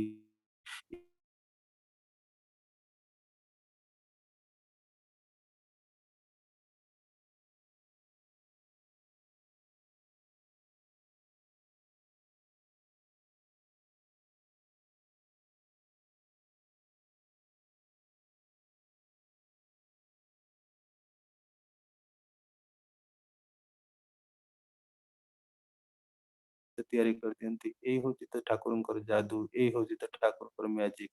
ଆମେ ମାନେ ସମସ୍ତେ ସେଇ ଗୋଟିଏ କଥା ଶୁଣିଛୁ ଯେ ଠାକୁରଙ୍କର ଆନନ୍ଦ ବଜାରରେ ଜଣେ ପ୍ରସାଦ ବିତରଣ କରୁଥିଲେ। ଠାକୁରଙ୍କ ପାଖକୁ ଜଣେ ମଣିଷ ଆସି କହିଲେ, ଠାକୁର ପିସି ସରକାର ଆସି କହିଲେ, ଠାକୁର ଆପଣଙ୍କ ପାଖରେ ମୁଁ ତ ଜଣେ ଯାଦୁକର, ମୁଁ ଦୁନିଆକୁ ଯାଦୁ ଦେଖଉଛି, ହେଲେ ଏତେ ମଣିଷ ମୋ ପାଖରେ ଆକୃଷ୍ଟ ହଉନାହାନ୍ତି। ଆପଣଙ୍କ ପାଖରେ ଏମିତି କଣ ଯାଦୁ ଅଛି? ମଣିଷ ଦୌଡି ଚାଲି ଆସୁଛି, ଆପଣ ତ ସାଧାରଣ ଖଣ୍ଡେ ବସ୍ତ୍ର ପିନ୍ଧି ଏଠି ବସି ରହିଛନ୍ତି। ଠାକୁର କହିଲେ, ଯା ଯା ସେ ଆନନ୍ଦ ବଜାରରେ ଯିଏ କାମ କରୁଛନ୍ତି ତାଙ୍କୁ ପଚାରିବ କି ଯାଦୁ। ସେ ଆନନ୍ଦ ବଜାରରେ ଯୋଉ ଲୋକ ଜଣକ କାମ କରୁଥିଲେ, ସେଇ ପିସି ସରକାର ଯାଇ ଯେତେବେଳେ ତାଙ୍କ ପାଖରେ ପହଞ୍ଚିଲେ, ତାଙ୍କୁ ପଚାରିଲେ, ଭାଇ ଏ ଠାକୁରଙ୍କର କି ଯେ ଯାଦୁ ଠାକୁର ପଠେଇଛନ୍ତି, ସେ ଯାଦୁ ବିଦ୍ୟା ମତେ ତମ ପାଖରୁ ଶିଖିବାକୁ। ସେ ସମୟରେ ଦୁଇଟା ହାତରେ ଧରି ସେ ଯୋଉ ଆନନ୍ଦ ବଜାରରେ ପ୍ରସାଦ ବିତରଣ କରୁଥିଲେ ସେଇ ବାଲ୍ଟିଟି ସେଇଠି ଥୋଇଦେଲେ। କହିଲେ, ତୁମେ ଜାଣ ଏଇ ଯୋଉ ଦୁଇ ହାତରେ ଆଜି ମୁଁ ଆନନ୍ଦ ବଜାରରେ ପ୍ରସାଦ ବିତରଣ କରୁଛି, ଏଇ ଦୁଇ ହାତ ଦିନେ ଥିଲା ଲୋକର ମର୍ଡର କରୁଥିଲା, ଲୋକକୁ ଗୁଳି ଚଲାଉଥିଲା। ଆଉ ଏହି ଠାକୁରଙ୍କ ପାଖକୁ ଆସିଲା ପରେ ମୁଁ ଆଜି ଏହି ମହା ଆନନ୍ଦ ପ୍ରସାଦ ବହୁ ଲୋକଙ୍କୁ ବାଣ୍ଟୁଛି, ବହୁ ଲୋକଙ୍କର ଜୀବନ ରକ୍ଷା ହଉଛି, ବହୁ ଲୋକ ଆନନ୍ଦ ବଜାର ପ୍ରସାଦ ଆନନ୍ଦର ସହିତ ଗ୍ରହଣ କରୁଛନ୍ତି। ପିସି ସରକାର ସେ ନ ବୁଝି ପାରିଥିଲେ ଏ ହଉଛନ୍ତି ମଣିଷ କାଙ୍ଗାଳ। ତାଙ୍କ ପାଖକୁ ଯୋଉ ମଣିଷ ଆସନ୍ତି ସେଇ ମଣିଷ, ସେ ହଉଛନ୍ତି ପାରସ ମଣି। ଲୁହା ବି ଆସିଲେ ତାଙ୍କ ପାଖରେ ସୁନା ହେଇଥାଏ। ଆମେ ମାନେ ଜାଣିଛନ୍ତି, ମୁଁ ମୋ ବ୍ୟକ୍ତିଗତ ଜୀବନର କଥା କହିବାକୁ କେତେବେଳେ ଭୁଲିବିନି। ଆମେ ମାନେ ସେଇ ଓଡିଶାର ପିଲା, ଯୋଉଠି ଶାଗ ପଖାଳ ଖାଇ ଆମେ ମାନେ ବଞ୍ଚିଛୁ ବଢିଛୁ। ଠାକୁର ବି କହିଛନ୍ତି ଏଇ ପଖାଳ କଥାରେ, କହିଲେ ପଖାଳରେ ଭିଟାମିନ ଡି ବହୁତ ଭାଗରେ ଥାଏ। ତେଣୁକରି ଆମ ମାନଙ୍କର ଯୋଉ ଖାଦ୍ୟ ସେ ବହୁତ ସୁନ୍ଦର ଆମ ମାନଙ୍କ ଦେହ ପାଇଁ। ଆମେ ମାନେ ବର୍ତ୍ତମାନ ସେଟାକୁ ହେଟା ନଜର କରି ଆମର ଯୋଉ ଅବସ୍ଥା ହେଇଛି ସେ ଆମେ ବୁଝିଛୁ। କିନ୍ତୁ ସେଇ ସମୟରେ ସେଇ ଚୂଡା କଦଳୀ ଶାଗ ପଖାଳ ଆହାର ଯୋଉ ଭିଟାମିନ, ଆକୁ ଖାଇ ଗୋଟେ ମଣିଷ ଖୁବ ସୁସ୍ଥରେ ବଞ୍ଚିପାରେ, ଖୁବ ସୁନ୍ଦର ଭାବରେ ବଢିପାରେ। ଇଏ ହଉଛି ପରମ ପିତାଙ୍କର ନ୍ୟାଚୁରାଲ ବିଧାନ। ସେ ଯୋଉ ପ୍ରତ୍ୟେକ ଲୋକଙ୍କର ଯାହା ଯୋଉ ଭଳି ବଞ୍ଚିବା ବଢିଆ କଥା ଠାକୁର କହିଲେ, ଧର୍ମ ମାନେ ବଞ୍ଚିବା ବଢିବା। ଯାହା ଯାହା ନେଇ ମଣିଷ ଖାଇ ପିଇ ଭଲ ସୁସ୍ଥରେ ରହି ତା ଶାରୀରିକ ମାନସିକ ଆଧ୍ୟାତ୍ମିକର ଚେତନା ହୁଏ, ସୁନ୍ଦର ଭାବରେ ରହିପାରେ, ସେଇଭଳି ବ୍ୟବସ୍ଥା ପ୍ରକୃତି ଆମ ମାନଙ୍କ ପାଇଁ ସହଜ ଭାବରେ କରିଦେଇଥାନ୍ତି। ତେଣୁକରି ବର୍ତ୍ତମାନ ଆମର ସ୍ୱାସ୍ଥ୍ୟ ଆଉ ସଦାଚାର ବି ସେଇ ପାଠ ପଢା ହେଲା। ବହୁ ଚିକିତ୍ସକ ଅପେକ୍ଷା ଅଚିକିତ୍ସକ ଯୋଉ ହୁଏ ସେ ଠିକ। ବହୁ ଜାଗାରେ ମଣିଷର କାହାର ବେମାର ଆରାମ ହେଲେ ବେଳେ ବେଳେ ଆମେ ମାନେ ବି ବହୁ ଜାଗାରେ ଯାଇ ଚିକିତ୍ସା କରୁ, ଯୋଉଟା କି ଠିକ ନୁହଁ। ଅଚିକିତ୍ସା ହେଲେ ବାଇ ନେଚର, ଗୋଟେ ନେଚରର ଗୋଟେ ଶକ୍ତି ଅଛି, ତା ଦ୍ୱାରା ବି ଆମର ଇମ୍ୟୁନିଟି ପାୱାର ବଢେ, ଆମେ ମାନେ ଭଲରେ ବଞ୍ଚିପାରୁ। ଆପଣ ମାନେ ଜାଣିଥିବେ, ବମ୍ବେରେ ଜଣେ ଗାୟକ ଆମର ଅଛନ୍ତି ପ୍ରଣବ ମଣ୍ଡଳ। ସିଏ ଆମେରିକାରେ ତାଙ୍କର ସାରେଗାମା ଯେମିତି ସେଇଭଳି ଇନଷ୍ଟିଚ୍ୟୁସନ ବି ଅଛି। ସେ ବହୁତ ରିଆଜ କରନ୍ତି, ବହୁତ ସୁନ୍ଦର ଗାୟକ। ପଣ୍ଡିତ ବଳରାମ ଦାସଙ୍କ ବରାବର ଗାୟକ ସେ। ସିଏ ସୁନ୍ଦର ଗାୟକ, ରିଆଜ କରନ୍ତି, ନିଜେ କସରତ ବି କରନ୍ତି, ବ୍ୟାୟାମ ବି କରନ୍ତି। ଏଥର ଇନ୍ଦୋର ଆସିଥିଲେ, ତାଙ୍କ ନିଜ ବ୍ୟକ୍ତିଗତ ଜୀବନର ଅନୁଭୂତି କଥା କହୁଥିଲେ। କହିଲେ, ମୁଁ ଯାଇ ପୂଜ୍ୟବାଦ ବାବାଦାଙ୍କୁ ଯେତେବେଳେ ପ୍ରଣାମ କଲି, ପୂଜ୍ୟବାଦ ବାବାଦା କହିଲେ, କୋଉଠି ଉଠିଛ? କହିଲେ, ମୁଁ ଅମୁକ ଜାଗାରେ ଅଛି। सी प्राय समय कसरत एक्सरसाइज करती क्षीर पीती आउ क्षीर पीती भल भल पौष्टिक खाद्य खाती से जो आम देवघर आश्रम गाई अच्छी गाई मैंने अच्छा से गाई मानकर क्षीर से नहीं खाती ଥରେ ପୂଜାତ ତାଙ୍କ ମନରେ ଗୋଟେ ଏଇଭଳି ଥିଲା ଯଦି ମୁଁ କସରତ କରୁଛି ଆଉ ଯଦି କ୍ଷୀର ଫିର ଟିକେ ନ ଖାଏ ତାହେଲେ ମୋ ଶରୀରଟା ଠିକ ହେଇକି ରହିବନି। ପୂଜାତ ବାବା ଯା ସୁନ୍ଦର ଭାବରେ କହୁଛନ୍ତି ଏଇ ଯୋଉ ଆନନ୍ଦ ବଜାର ପ୍ରସାଦ ଏଇ ଯୋଉ ଭାତ ଡାଲି ଶାଗ ପଖାଳ ଯାହା ଭଲ ମନ୍ଦ ଅଛି ମୋ ହିସାବରେ ଆ ଭିତରେ ଯୋଉ ପୌଷ୍ଟିକ ଜିନିଷ ଗୁଡା ଅଛି ଗୋଟେ ସାଧାରଣ ମଣିଷ ଖାଇ ପିଇ ତା ଜୀବନରେ କସରତ କରି ବଞ୍ଚିବାକୁ ହେଲେ ଏଇ ଖାଦ୍ୟରେ ବି ବହୁତ ନ୍ୟୁଟ୍ରିସନ ମିଳିଥାଏ ତାକୁ ଅଧିକ ଆଉ କୌଣସି ନ୍ୟୁଟ୍ରିସନ ଫୁଡ ନ ନେଲେ ବି ଚଳେ। ଏତେ ସହଜ ଭାବରେ ମଣିଷକୁ ସହଜ କଥାଟା ସରଳ କଥାଟା ବୁଝେଇ ଦିଅନ୍ତି ସେ ହଉଛନ୍ତି ଜୀବନ୍ତ ଆଦର୍ଶ ସେ ହଉଛନ୍ତି ପ୍ରେମୀ ପୁରୁଷ ଆଉ ତାଙ୍କ କଥା ମଣିଷ ଶୁଣିଲେ ତା ଜୀବନରେ ପରିବର୍ତ୍ତନ ହେଇଥାଏ। ଗୋଟେ କଥା ମନେ ପଡେ ଏଇ ଆମର ସତ୍ସଙ୍ଗ ବିହାର ଇନ୍ଦୋରରେ କିଛି ଜମି କିଣିବାର ପ୍ରସ୍ତାବରେ ଏଇ ସେଇ ସମୟରେ ଇନ୍ଦୋରରେ ବହୁତ ଅଳ୍ପ ସଂଖ୍ୟକ ଲୋକ ଥାଆନ୍ତି ସେଇ ସମୟରେ ମୁଁ ଆଶ୍ରମ ଯାଇଥାଏ ଏଠି କିଛି କାମ ହେଇପାରୁନଥାଏ ସେଇ ସମୟରେ ପୂଜା ବାବା ଦେଖିଲେ ବସ ବସିଲା ପରେ କହୁଛନ୍ତି ଏଇ ଜାଣିଛ ଏଇ ଯୋଉ ଆଶ୍ରମଟି ଗଢି ଉଠିଛି ଏଇ ଆଶ୍ରମରେ ପ୍ରତ୍ୟେକ ଇଟା ପଥର ସିମେଣ୍ଟ ଯାହା ପ୍ରତ୍ୟେକର କିଛି ନା କିଛି କାହାଣୀ ଅଛି ପ୍ରତି ଲୋକଙ୍କର ଏଠି ବହୁତ କିଛି କରିବାର ଇତିହାସ ଅଛି କୌଣସି ଜାଗାରେ ଗୋଟିଏ ହେଲେ ଜିନିଷ ଅଚାନକ ଗଢି ଉଠି ନଥାଏ ଏଇଟା ସତ କଥା। ସେଇଦିନ ମୋ ମନ ଭିତରେ ଯୋଉ ପରିକଳ୍ପନା ଥିଲା ବୋଧେ ଠାକୁରଙ୍କର ସେଇ ସତ୍ସଙ୍ଗ ଆଶ୍ରମ ଠାକୁରଙ୍କର ସତ୍ସଙ୍ଗ ବିହାର ଠାକୁରଙ୍କ ମନ୍ଦିର କେହି ଇଚ୍ଛା କଲେ ଅଚାନକ କରିଦିଏ ଅଚାନକ ହେଇଯାଇଥାଏ ସେଦିନ ମୋର ସେଇ ଚିନ୍ତାଧାରାଟାକୁ ନିର୍ଭୁଲ କରି ତୁଳି ଧରିଲେ କହିଲେ ନାହିଁ ସେ ଯେତେବେଳେ ହୁଏ ପ୍ରତ୍ୟେକ ଜିନିଷରେ ଠାକୁରଙ୍କର ଦୟା ଆଶୀର୍ବାଦ ମଣିଷ ଅନୁଭବ କରିଥାଏ ମଣିଷ କରିବା ଦ୍ଵାରା ଯୋଉ ଅନୁଭୂତି ପାଇଥାଏ ତା ଜୀବନରେ ପରିବର୍ତ୍ତନ ହେଇଥାଏ। କେତେବେଳେ ଠାକୁରଙ୍କର ଉଦ୍ଦେଶ୍ୟ ନଥିଲା ମନ୍ଦିର ତିଆରି କରିବା ମନ୍ଦିର ତିଆରି କରିବାରେ ଏକମାତ୍ର ଉଦ୍ଦେଶ୍ୟ ହଉଛି ମଣିଷ ତିଆରି କରିବା। ଆଜି ସେଇ ଦୀକ୍ଷାରେ ଯୋଉ ପ୍ଲାବନ କଥା ପୂଜ୍ୟପାଦ ଆଚାର୍ଯ୍ୟ ଦେବ କହିଛନ୍ତି ଆମେ ସତ୍ସଙ୍ଗ ମାଧ୍ୟମରେ କେତେ ବି କଥା କହୁ କେତେ ବି ଯାହା କରୁ କିନ୍ତୁ ଗୋଟେ ମେନ୍ ମୁଖ୍ୟ କଥା ହେଲା ସେଇ ତାଙ୍କର ଯୋଉ ଆଦେଶ ନିର୍ଦ୍ଦେଶ ପାଇଁ ଯେତେବେଳେ ମଣିଷ କରିବା ପାଇଁ ଚାହେଁ ସେତେବେଳେ ତାର ବୃତ୍ତି ପ୍ରବୃତ୍ତିର ନିୟନ୍ତ୍ରଣ ଆସେ। ଏଇ ଗତକାଲିର ଆଲୋଚନା କିଛି ଦୀକ୍ଷା ପତ୍ର ସଂଗ୍ରହ କରିବାର ଦାୟିତ୍ୱ ପୂଜ୍ୟପାଦ ବିଙ୍କିଦା ଏଇ ମଧ୍ୟପ୍ରଦେଶର ଆମର 22 ଜଣ ଏସ୍ପିଆଇ ଅଛନ୍ତି ସେ ଦାୟିତ୍ୱଟି ଦେଇଛନ୍ତି ତା ସହିତ ସାଙ୍ଗେ ସାଙ୍ଗେ ସେ ନିଜେ ଫଲୋଅପ୍ କରୁଛନ୍ତି କଣ ହେଲା କୋଉଠି ହେଲା ସେ ଜାଣିଛନ୍ତି ସବୁ ମଣିଷଙ୍କର ବିଭିନ୍ନ ଚିନ୍ତାଧାରା ଥାଏ ବିଭିନ୍ନ ପ୍ରକାର ନେଗେଟିଭିଟି ଥାଏ ତା ଭିତରେ ବି ସେ ଯାହାକୁ ଦାୟିତ୍ୱ ଦେଇଥାନ୍ତି ତା ପଛରେ ବି ସେ ଫଲୋ କରିଥାନ୍ତି କି ସେ କାମଟିକି ବି ଠିକ ଭାବରେ ସେ ପ୍ରକୃତରେ ସେ ହିଁ କାମ କରେଇ ନିଅନ୍ତି ମଣିଷର କିଛି ଔକାତ ନାହିଁ ତାଙ୍କର କାମ କରିବା ପାଇଁ କିନ୍ତୁ ମଣିଷ ଯେତେବେଳେ ମନ ଦିଏ ସେ ସେଇ ରାସ୍ତାଟି ଦେଖାନ୍ତି ଆଜି ଏଇ ଯୋଉ ଦୀକ୍ଷାର ବ୍ୟବସ୍ଥା ପାଇଁ ଗୋଟେ ମଣିଷ ଯାଇ ଗୋଟେ ମଣିଷକୁ କୁହେ ତୁମେ ଦୀକ୍ଷା ଗ୍ରହଣ କର ତୁମେ ଯଜନ ଯାଜନ ଇଷ୍ଟଭୃତି କର ତୁମେ ସୁସ୍ଥ ସଦାଚାର ପାଳନ କର ତୁମର ମଙ୍ଗଳ ହବ ଏଇ ବାର କହିବା ଦ୍ଵାରା ଯୋଉ ମଣିଷଟି କୁହେ ସେଇ ମଣିଷଟି ନିଜେ ପ୍ରାକ୍ଟିସ କରେ ପ୍ରକୃତରେ ମୁଁ କଣ ଯାହା ଠାକୁର ଚାହିଁଛନ୍ତି ସେଇଆ କରୁଛି ମୁଁ ଅନ୍ୟ ଜଣଙ୍କୁ ବାର ସେଇ କଥା ଜିନିଷଟି କହୁଛି କରିବା ପାଇଁ ଏହା ଦ୍ଵାରା ନିଜେ କରିବା ପାଇଁ ସେ ବାଧ୍ୟ ହୁଏ। ଏଇ 3.5 କୋଟି ଦୀକ୍ଷା ତିଆରି କରିବାକୁ ଯୋଉ ଲୋକମାନେ ପ୍ରଚେଷ୍ଟା କରିବେ ଚେଷ୍ଟା କରିବେ ସେଇ ଲୋକମାନେ ବି ତିଆରି ହେବେ। ଠାକୁର ଥରେ କହିଥିଲେ ଯିଏ ଗଣିତ ଜାଣେ ନା ସେ ଅନ୍ୟ ଜଣଙ୍କୁ ଯଦି ଗଣିତର ଟ୍ୟୁସନ ଦିଏ ସେ ବାଧ୍ୟ ହୁଏ ସେ ଗଣିତ ଶିଖିବା ପାଇଁ ସେଇଭଳି ଆମେ ଯେତେବେଳେ ଅନ୍ୟ ମଣିଷକୁ କାଇଦା କୌଶଳର କଥା କହୁ ତୋ ଜୀବନରେ ମଙ୍ଗଳ ହବ ତୁ ଠାକୁରଙ୍କୁ ଗ୍ରହଣ କରି ତାଙ୍କର ଯଜନ ଯାଜନ ଇଷ୍ଟଭୂତି କଲେ ସେଇ ସମୟରେ ଆମ ଭିତରେ ବି ଆମେ ନିର୍ଭୁଲତାର ସହିତ କେମିତି ଆଗକୁ ବଢିବୁ ଆମେ ବି ନିଜେ ନିଜ ଭିତରେ ଝାଙ୍କିକି ଦେଖୁ ପ୍ରକୃତରେ କଣ ଠାକୁରଙ୍କର ଦୀକ୍ଷା ଗ୍ରହଣ କରି ଆମକୁ ଯୋଉଭଳି କରିବାର କଥା ଆମେ ସେଇଭଳି କରିପାରୁଛୁ ସେତେବେଳେ ମୁଁ ସେଇଭଳି କରିବା ପାଇଁ ଚେଷ୍ଟା କରେ ଠାକୁରଙ୍କୁ ଖାଲି ଭଲ ପାଇଲେ ହିଁ ସବୁ କିଛି ହୁଏ ସେଇ ଭଲ ପାଇବାଟା ଏଇ ବେଇମାନ ଲୋକ ଦ୍ଵାରା ହେଇପାରେ ନା ମଣିଷର ଯୋଉ ମନ ହଉଛି ସବୁଠାରୁ ବେଇମାନ ସବୁଠାରୁ ଚଞ୍ଚଳ ଗୋଟେ ମୁହୂର୍ତ୍ତରେ ତା ମନ ଏଠି ଥାଏ ପରବର୍ତ୍ତୀ ମୁହୂର୍ତ୍ତରେ ଆଉ ଗୋଟେ ଜାଗାକୁ ଥାଏ କିନ୍ତୁ ଯୋଉମାନେ ନିବିଡତାର ସହିତ ତାଙ୍କୁ ଭଲ ପାଆନ୍ତି ତାଙ୍କ ଜୀବନରେ ମଙ୍ଗଳ ହୁଏ। ଠାକୁରଙ୍କ ପାଖରେ ସେଦିନ ବହୁ ଲୋକ ଜନ ସମାଗମ ହେଇଛନ୍ତି ବହୁ ବିଭିନ୍ନ ପ୍ରକାର ଲୋକ ତାଙ୍କର ନିଜର ବ୍ୟକ୍ତିଗତ ଜୀବନର ଆବେଦନ ନିବେଦନ କରି ଚାଲିଛନ୍ତି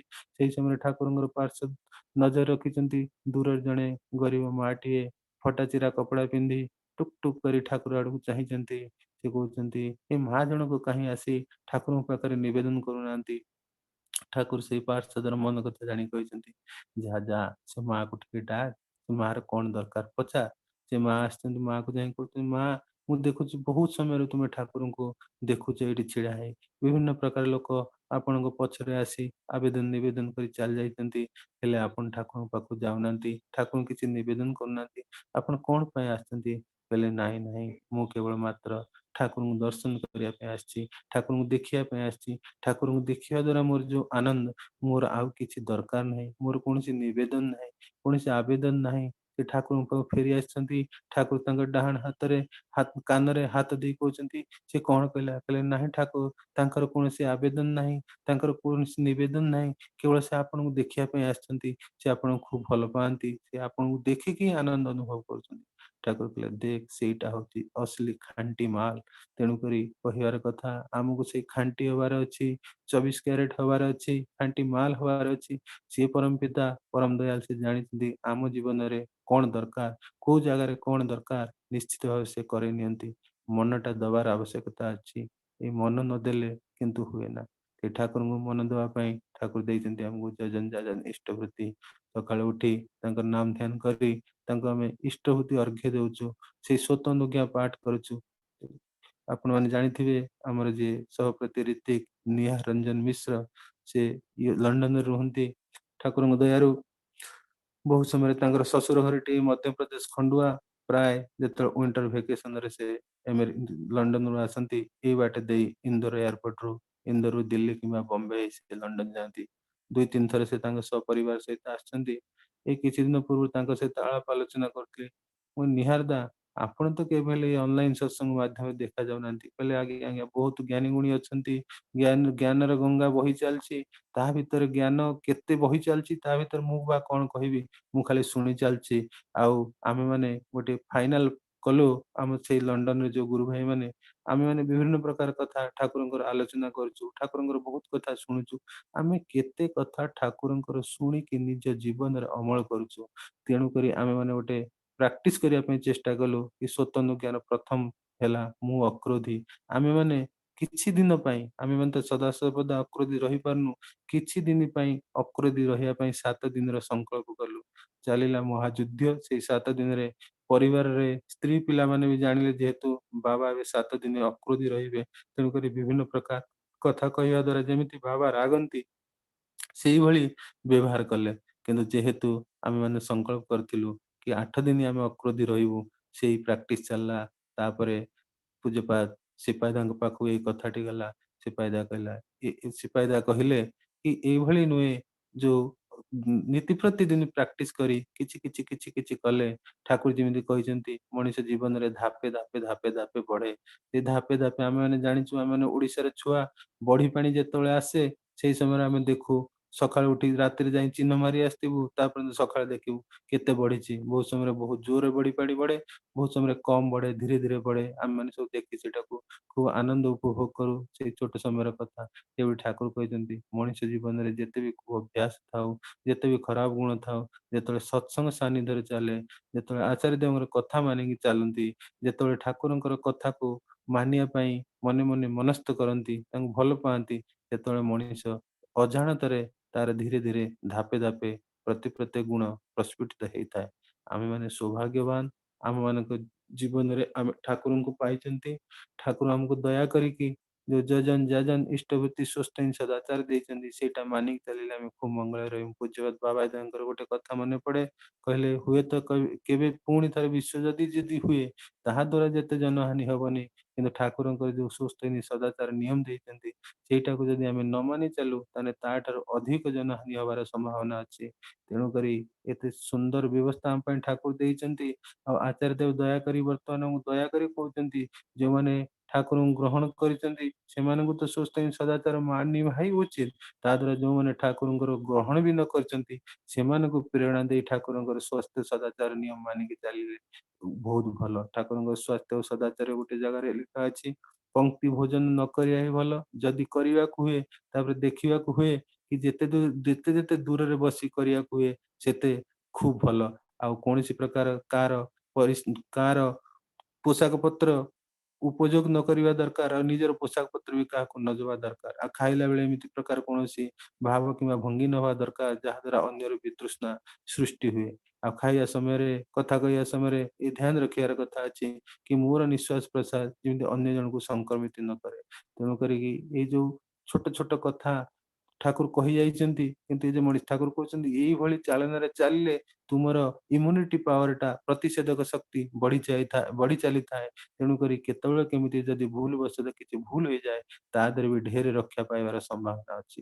ତେଣୁକରି ଏତେ ସହଜ ସରଳ କଥା ଈଶ୍ୱର ଭଗବାନଙ୍କ ଅତିରିକ୍ତ ଆଉ କେହି କହିଦେଇ ପାରନ୍ତିନି। ଠାକୁର ତେଣୁକରି କହିଲେ ଆମକୁ ପ୍ରତ୍ୟେକ କଥା ଠାକୁର କହିଯାଇଛନ୍ତି, କହିବା କେମିତି, ଚାଲିବା କେମିତି, ଶୋଇବା କେମିତି, ଖାଇବା କେମିତି, ବସିବା କେମିତି, ପାଠ ପଢିବା କେମିତି, ଇଏ ସବୁ ଆମର ସର୍ବାଙ୍ଗୀନ ବିକାଶ ପାଇଁ ଯାହା ଯାହା ମଣିଷର ଆବଶ୍ୟକତା ଠାକୁର କହିଯାଇଛନ୍ତି। ଏକମାତ୍ର କଥା ହେଲା ତାଙ୍କୁ ଭଲ ପାଇବା, ତାଙ୍କୁ ଭଲ ପାଇ ତାଙ୍କ ଜିନିଷ ଗୁଡାକୁ ମାନିଲେ ନିଜେ ଆମେ ବ୍ୟକ୍ତିଗତ ଜୀବନ ଆମର ସୁନ୍ଦର ହବ ହିଁ ହବ। ଯେତେବେଳେ ବ୍ୟକ୍ତିଗତ ଜୀବନ ସୁନ୍ଦର ହବ ତାର ଯୋଉ ଭାବ ସିଏ ଅନ୍ୟମାନଙ୍କ ଭିତରେ ଇମ୍ପାକ୍ଟ ହବ, ସଞ୍ଚାର ହବ। ସେଇ ସଞ୍ଚାର ଦ୍ଵାରା ବ୍ୟକ୍ତି ଜୀବନରୁ ପରିବାର ଜୀବନଟି ସୁନ୍ଦର ହବ, ପରିବାରରୁ ପରିବେଶ ଜୀବନ, ସାମାଜିକ ଜୀବନ, ରାଷ୍ଟ୍ର ଜୀବନ ତେବେ ସୁନ୍ଦର ହବ। ତେଣୁକରି ରାଷ୍ଟ୍ରର କଲ୍ୟାଣ କରିବା ପାଇଁ, ରାଷ୍ଟ୍ରର ଉଦ୍ଧାର କରିବା ପାଇଁ, ରାଷ୍ଟ୍ରକୁ ସୁନ୍ଦର କରିବାକୁ ହେଲେ ପ୍ରଥମ ଆରମ୍ଭ ହୁଏ ସେଇ ଦୀକ୍ଷାରୁ, ଯୋଉ ଦୀକ୍ଷାର ଆଶା କରିଛନ୍ତି ପୂଜ୍ୟପାଦ ଆଚାର୍ଯ୍ୟ ଦେବ। ଆସନ୍ତୁ, ସମୟ ପ୍ରାୟ ହେଇ ଆସିଛି। ଠାକୁରଙ୍କ ରାତୁଲ ଚରଣରେ ନିବେଦନ କରୁଛି, ଠାକୁରଙ୍କ ରାତୁଲ ଚରଣରେ ପ୍ରାର୍ଥନା କରୁଛି ଆମେ ସମସ୍ତେ ମିଶି ଆଚାର୍ଯ୍ୟ ଦେବଙ୍କ ସେଇ ଇଚ୍ଛାକୁ ପୂରଣ କରିବାକୁ ଚାଲିଲେ ଆମ ଜୀବନ ଧନ୍ୟ ହେବ, ଆଉ ତାଙ୍କର ଯୋଉ ଆଶା ଆମ ଉପରେ ଅଛି ତାଙ୍କର ଆଶା ବି ପୂରଣ ହେବ। ସର୍ବଶେଷରେ ଠାକୁରଙ୍କ ରାତୁଲ ଚରଣରେ ସମସ୍ତଙ୍କର ମଙ୍ଗଳ କାମନା କରି ମୁଁ ମୋର ବକ୍ତବ୍ୟକୁ ବିରାମ ଦଉଛି। ଜୟ ଗୁରୁ। ଜୟ ଗୁରୁ ନରେନ୍ଦ୍ର ଭାଇ, ଜୟ ଗୁରୁ। ଜୟ ଗୁରୁ ଅଭୟଦା, ନରେନ୍ଦ୍ର ଦା ଜୟ ଗୁରୁ। ଅତି ସୁନ୍ଦର ଭାବରେ ନରେନ୍ଦ୍ର ଦା ଆମ ସହିତ ବହୁମୂଲ୍ୟ ସମୟ ଦେଇ ସୁଦୂର ଇନ୍ଦୋରରୁ ଏହି ଅନଲାଇନ ସତ୍ସଙ୍ଗ ମାଧ୍ୟମରେ ଯୁକ୍ତ ଥିଲେ। ଅତି ସୁନ୍ଦର ସରଳ ଭାବରେ ପ୍ରିୟ ପରମଙ୍କର କଥା, ବହୁ ଉପାଦାୟ କଥା, ଯାଜନ ତରିକା, ପଞ୍ଚନୀତିର କଥା, କେନ୍ଦ୍ରାୟିତ ଜୀବନର କଥା, ତାଙ୍କୁ ଯଦି ଆମେ ଜୀବନରେ ସର୍ବସ୍ୱ ଆଦର୍ଶ କନ୍ଦ୍ରିକ ହେଇ ଚାଲୁ, ପ୍ରତ୍ୟେକ ଯୋଗ୍ୟ ହୋଇ ଉଠିବା, ଏଇ ଆମେ ଯୋଗ୍ୟ ହବା ସହିତ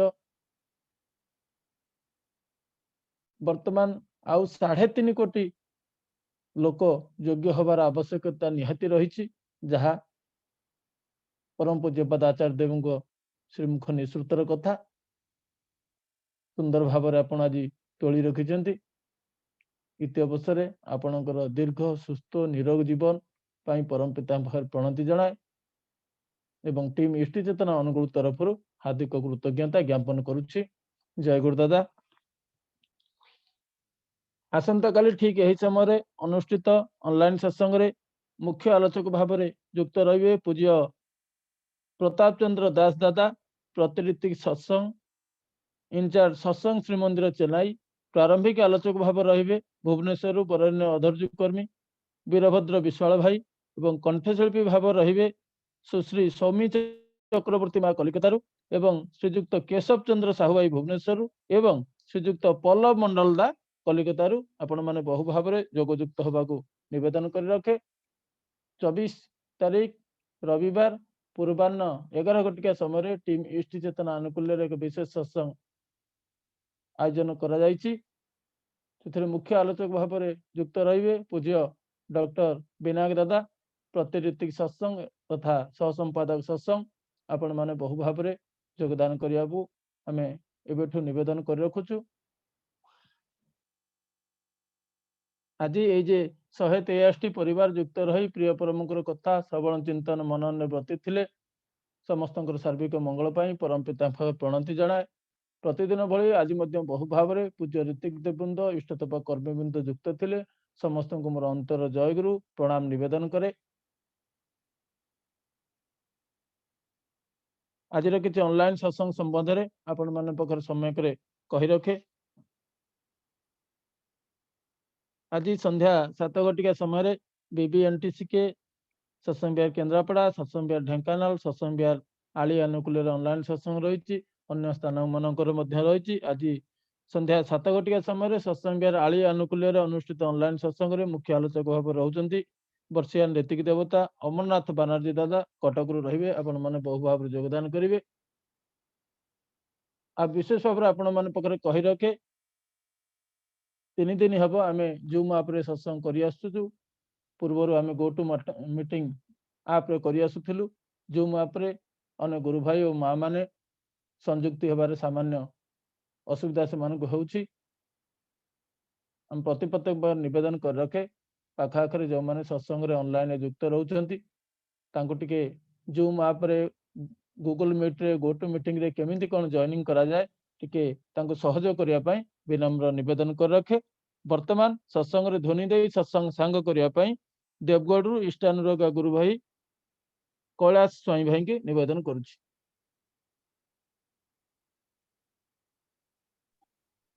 वंदे पुरुषोत्तमं वंदे पुरुषोत्तमं वंदे पुरुषोत्तमं वंदे पुरुषोत्तमं वंदे पुरुषोत्तमं परम प्रेममय श्री ठाकुर अनुकूल चंद्र जी की जय।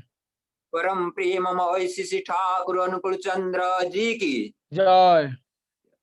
परम प्रेममय श्री ठाकुर अनुकूल चंद्र जी की जय। परमाराध्या जगजननी श्री बड़मा की जय। परमाराध्या जगजननी श्री बड़मा की जय। परमाराध्या जगजननी श्री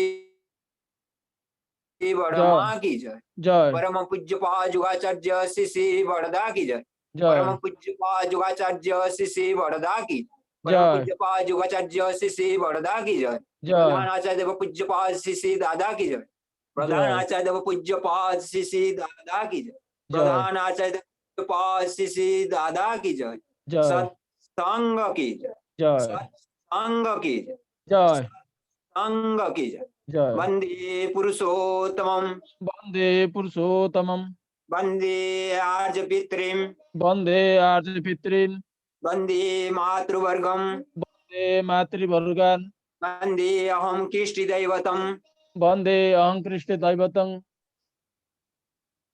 वंदे पुरुषोत्तमं वंदे पुरुषोत्तमं वंदे पुरुषोत्तमं परम प्रेममय परम दयाल श्री ठाकुर अनुकूल चंद्र जी की जय। जय गुरु आज्ञा समस्त जय गुरु जय गुरु समस्त जय गुरु जय गुरु जय गुरु जय गुरु जय गुरु आज्ञा समस्त जय गुरु जय गुरु अरे जय समस्त जय गुरु नरेंद्र भाई जय गुरु आज्ञा जय गुरु जय गुरु जय गुरु जय गुरु जय गुरु जय गुरु जय गुरु